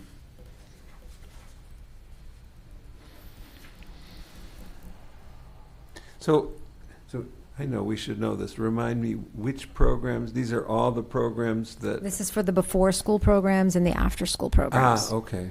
Before-school care and after-school care. Right, okay. All right, so we need a motion, Mr. Chairman? We do. Are you going to make another comment? No, I'm looking at the actual numbers and trying to remember. I'm looking back at There's another tab, do you want to see what? No. Okay. No, I was just looking. I was reminding myself of what the budget proposal was, and what the columns are, and how the money would be spent. And I'm good. So Okay, so I'd like to move then that we adopt option 3, 5% increase in October 1st, additional 5% increase January 1st, and that we put families on notice that there will be some increase for next year that we're still figuring out. to be announced before, To be or announced. no later than when registration Yes. information goes out. Yes, yep, I agree that can be part of the motion.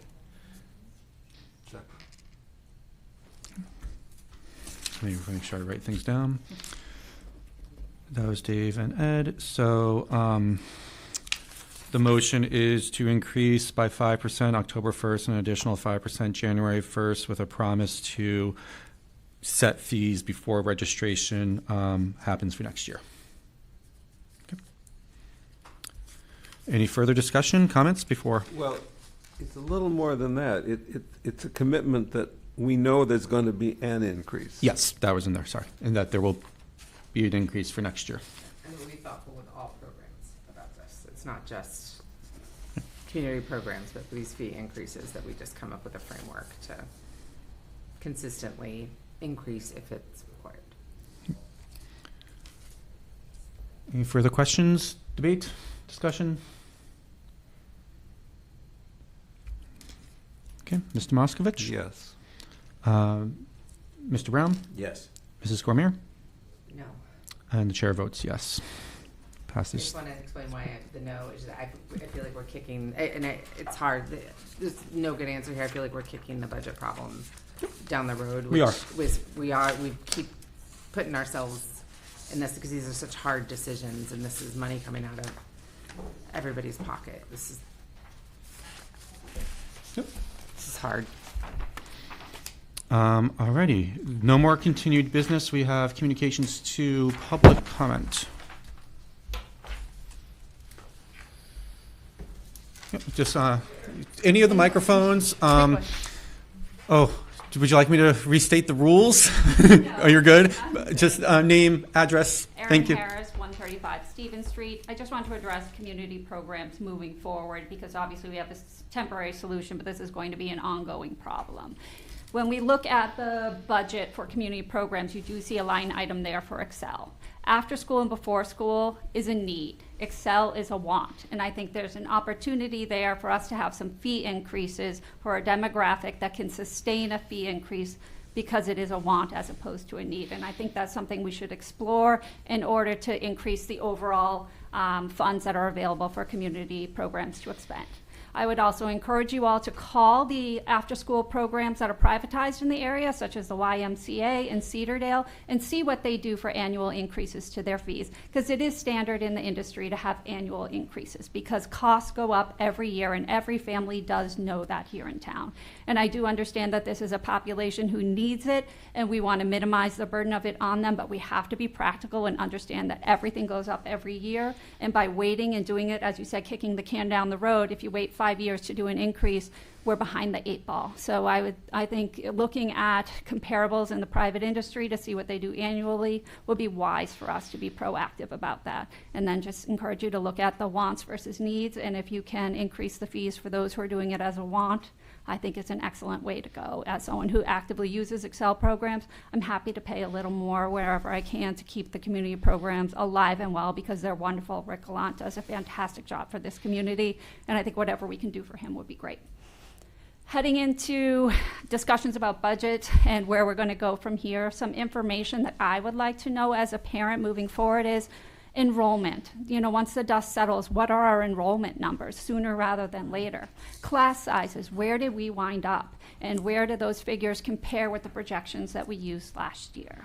Ms. O'Neill, I really appreciated your presentation. You gave me some statistics I didn't have before when it comes to special education. And as we look to the long-term viability of our school system, how are we meeting the needs of our students who are most vulnerable? To me, that's a big issue, and that's the population I'm looking at. And when we look at out-of-district placements, we're seeing the kids who are in the most restrictive environment, and we want to meet their needs in the least restrictive environment. So I see that as an area we should be doing a deep dive into, not just from the standpoint, how do we meet their needs? How do we make sure we're doing the best we can by them? But also we have to be financially viable as a town, and that is a significant percentage of our budget is out-of-district placements. So what I want to know is when we're looking at those disability categories, our out-of-district placements, what disability categories are they falling into? What are the trends there? At what age or grade are we losing our students to out-of-district placements? Where is it happening? Can we identify a vulnerability within our school system? Are they going out at second grade? Are they going out at seventh grade? Is it in high school? What is the average duration of that out-of-district placement? Is it 5 years? Is it 10 years? Is it 12?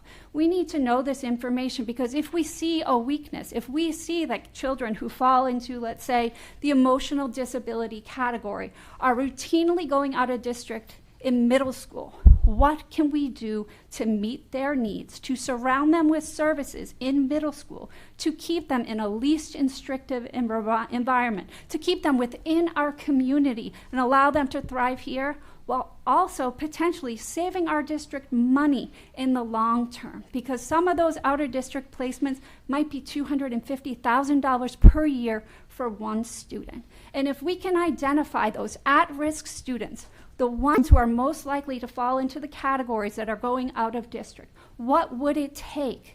Would it be a one-on-one? Would it be some floating one-on-one aides in the middle school who can step in when somebody is emotionally dysregulated and potentially having an outburst, to be able to go in and intervene and assist that teacher and get that student out of there? Because we do have a lot of students who don't need a one-on-one every day, but they have those moments when they do.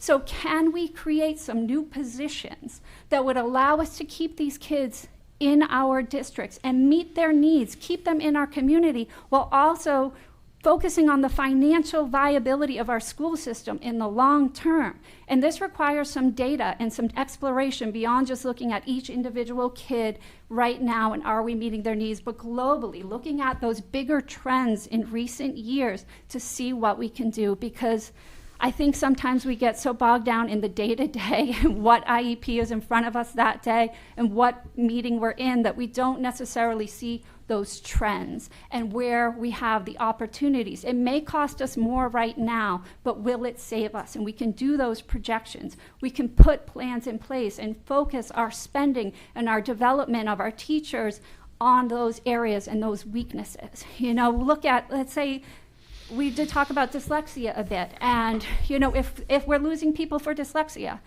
is it Wilson or Orton Gillingham that they're going out to? Because we're using Wilson. Are we sending them out for Orton Gillingham? Would it be more financially viable for us to train people on Orton Gillingham within our school system as opposed to sending them out of district for it? You know, so I want to focus on those students, meet their needs in the least restrictive environment, but also potentially I think there's a really big plus side for us financially as a community to do this more comprehensively than just one-on-one decisions based on that particular student, but look at it as a whole, see what we can learn and implement. So you have such great programs. Maybe we can put more into it to keep more kids in. So I would just love to see information in the future that is looking at where we're losing our students. You know, where are we unable to meet their needs? I understand there's always going to be kids who need to go out of district because maybe they're physical or maybe they're going to the Perkins School for the Blind, and that's going to be a need we can't overcome here. But there are other needs we could potentially overcome, and I just would love to see that be a broader discussion in the meetings to come over the next few years, because I think it could help some of our financial problems, and also just let us serve those kids within our community where they really want to be. Thank you. Thank you. And I didn't write it down at the beginning. Erin Harris. Harris. Yes. Thank you. Thank you. Appreciate it. We will, by law, we need to do enrollment updates for the state October 1st. Well, October 1st is when we This- report it to the the state, state. but So it'll we be will part have of that. it'll be part of my report next week. We That's are it. Thank you. still It's on our agenda. we're still checking all of our students. We want to make sure that we have accurate data so that we put it up there.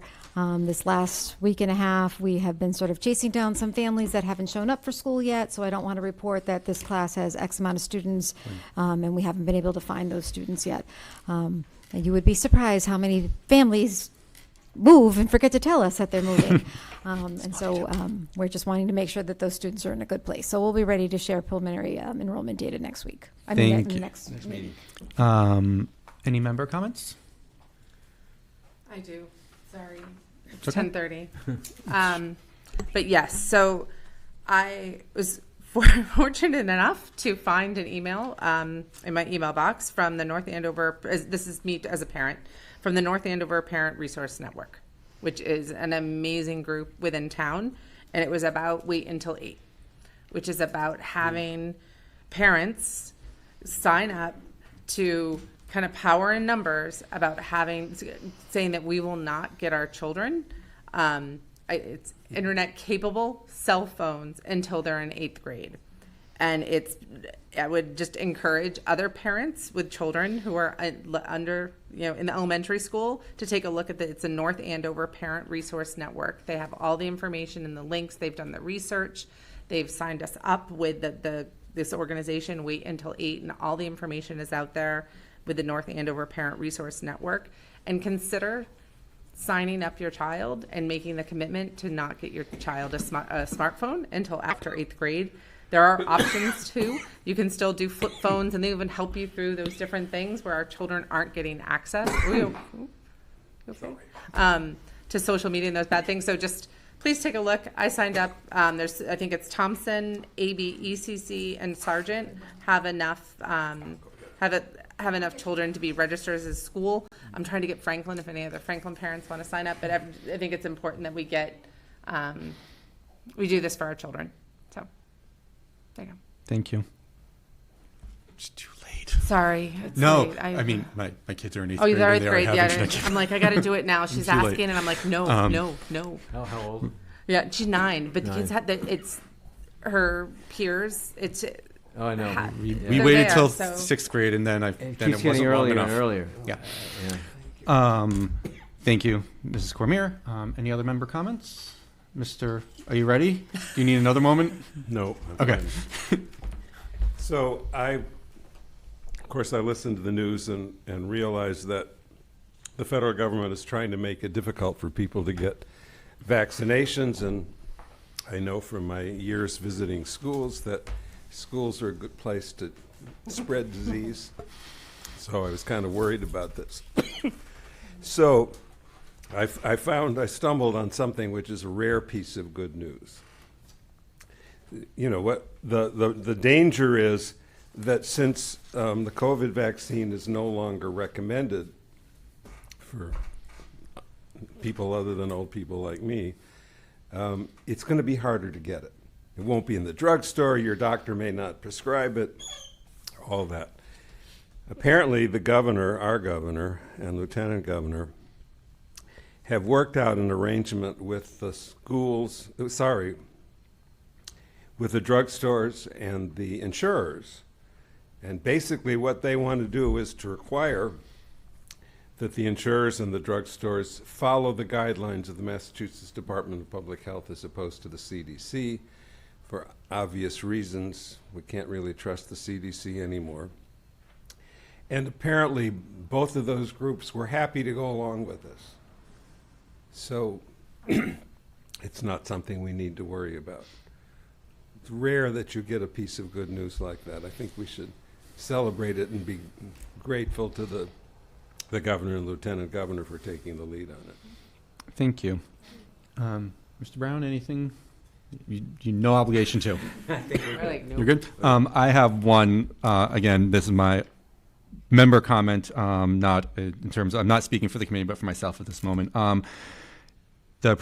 She left, but the president of NADA shared with us a letter and a petition about the crisis of funding for public schools for it to be sent to the governor and the lieutenant governor. You'll find it in your emails. If you would like to, I read it, consider it, and if you'd like to take some action, then you should do that. If you don't, then you should not. But just it's there for you. And that if you would feel like it's something that you would like to take action on, then I encourage you to do so. As individuals, not as individuals. I mean. Yep. So we got it after our agenda was set, so I couldn't put it on there. And I think it would be, if you want to take action before our next meeting, we have time to discuss it, that would be more appropriate. So I leave it to you to make that individual choice. Actually, I am curious what the superintendent's thoughts are on that, but maybe we'll put it on the agenda and get that information. Is that in time for it to be effective? I don't know. I think that could be a great conversation you have with the superintendent individually. Okay, yeah, that sounds like a good idea. All right. Next meeting, Thursday, September 25th, here at 6:30. So we can start a half hour earlier and maybe be home earlier. Maybe. And we're hearing some goals next time, and enrollment, I think was our... We are hearing the district improvement plan and my draft goals. Yep. Yeah, So- I hope that Mrs. Sams made it home. Yeah, Yes. hopefully she's home before us. With that, I'll entertain a motion to adjourn. I'll so moved. Seconded. Be read. Mr. Moskovich. Mr. Brown. Yes. Mrs. Cormier. Yes. Chair votes yes. We are adjourned at 10:39.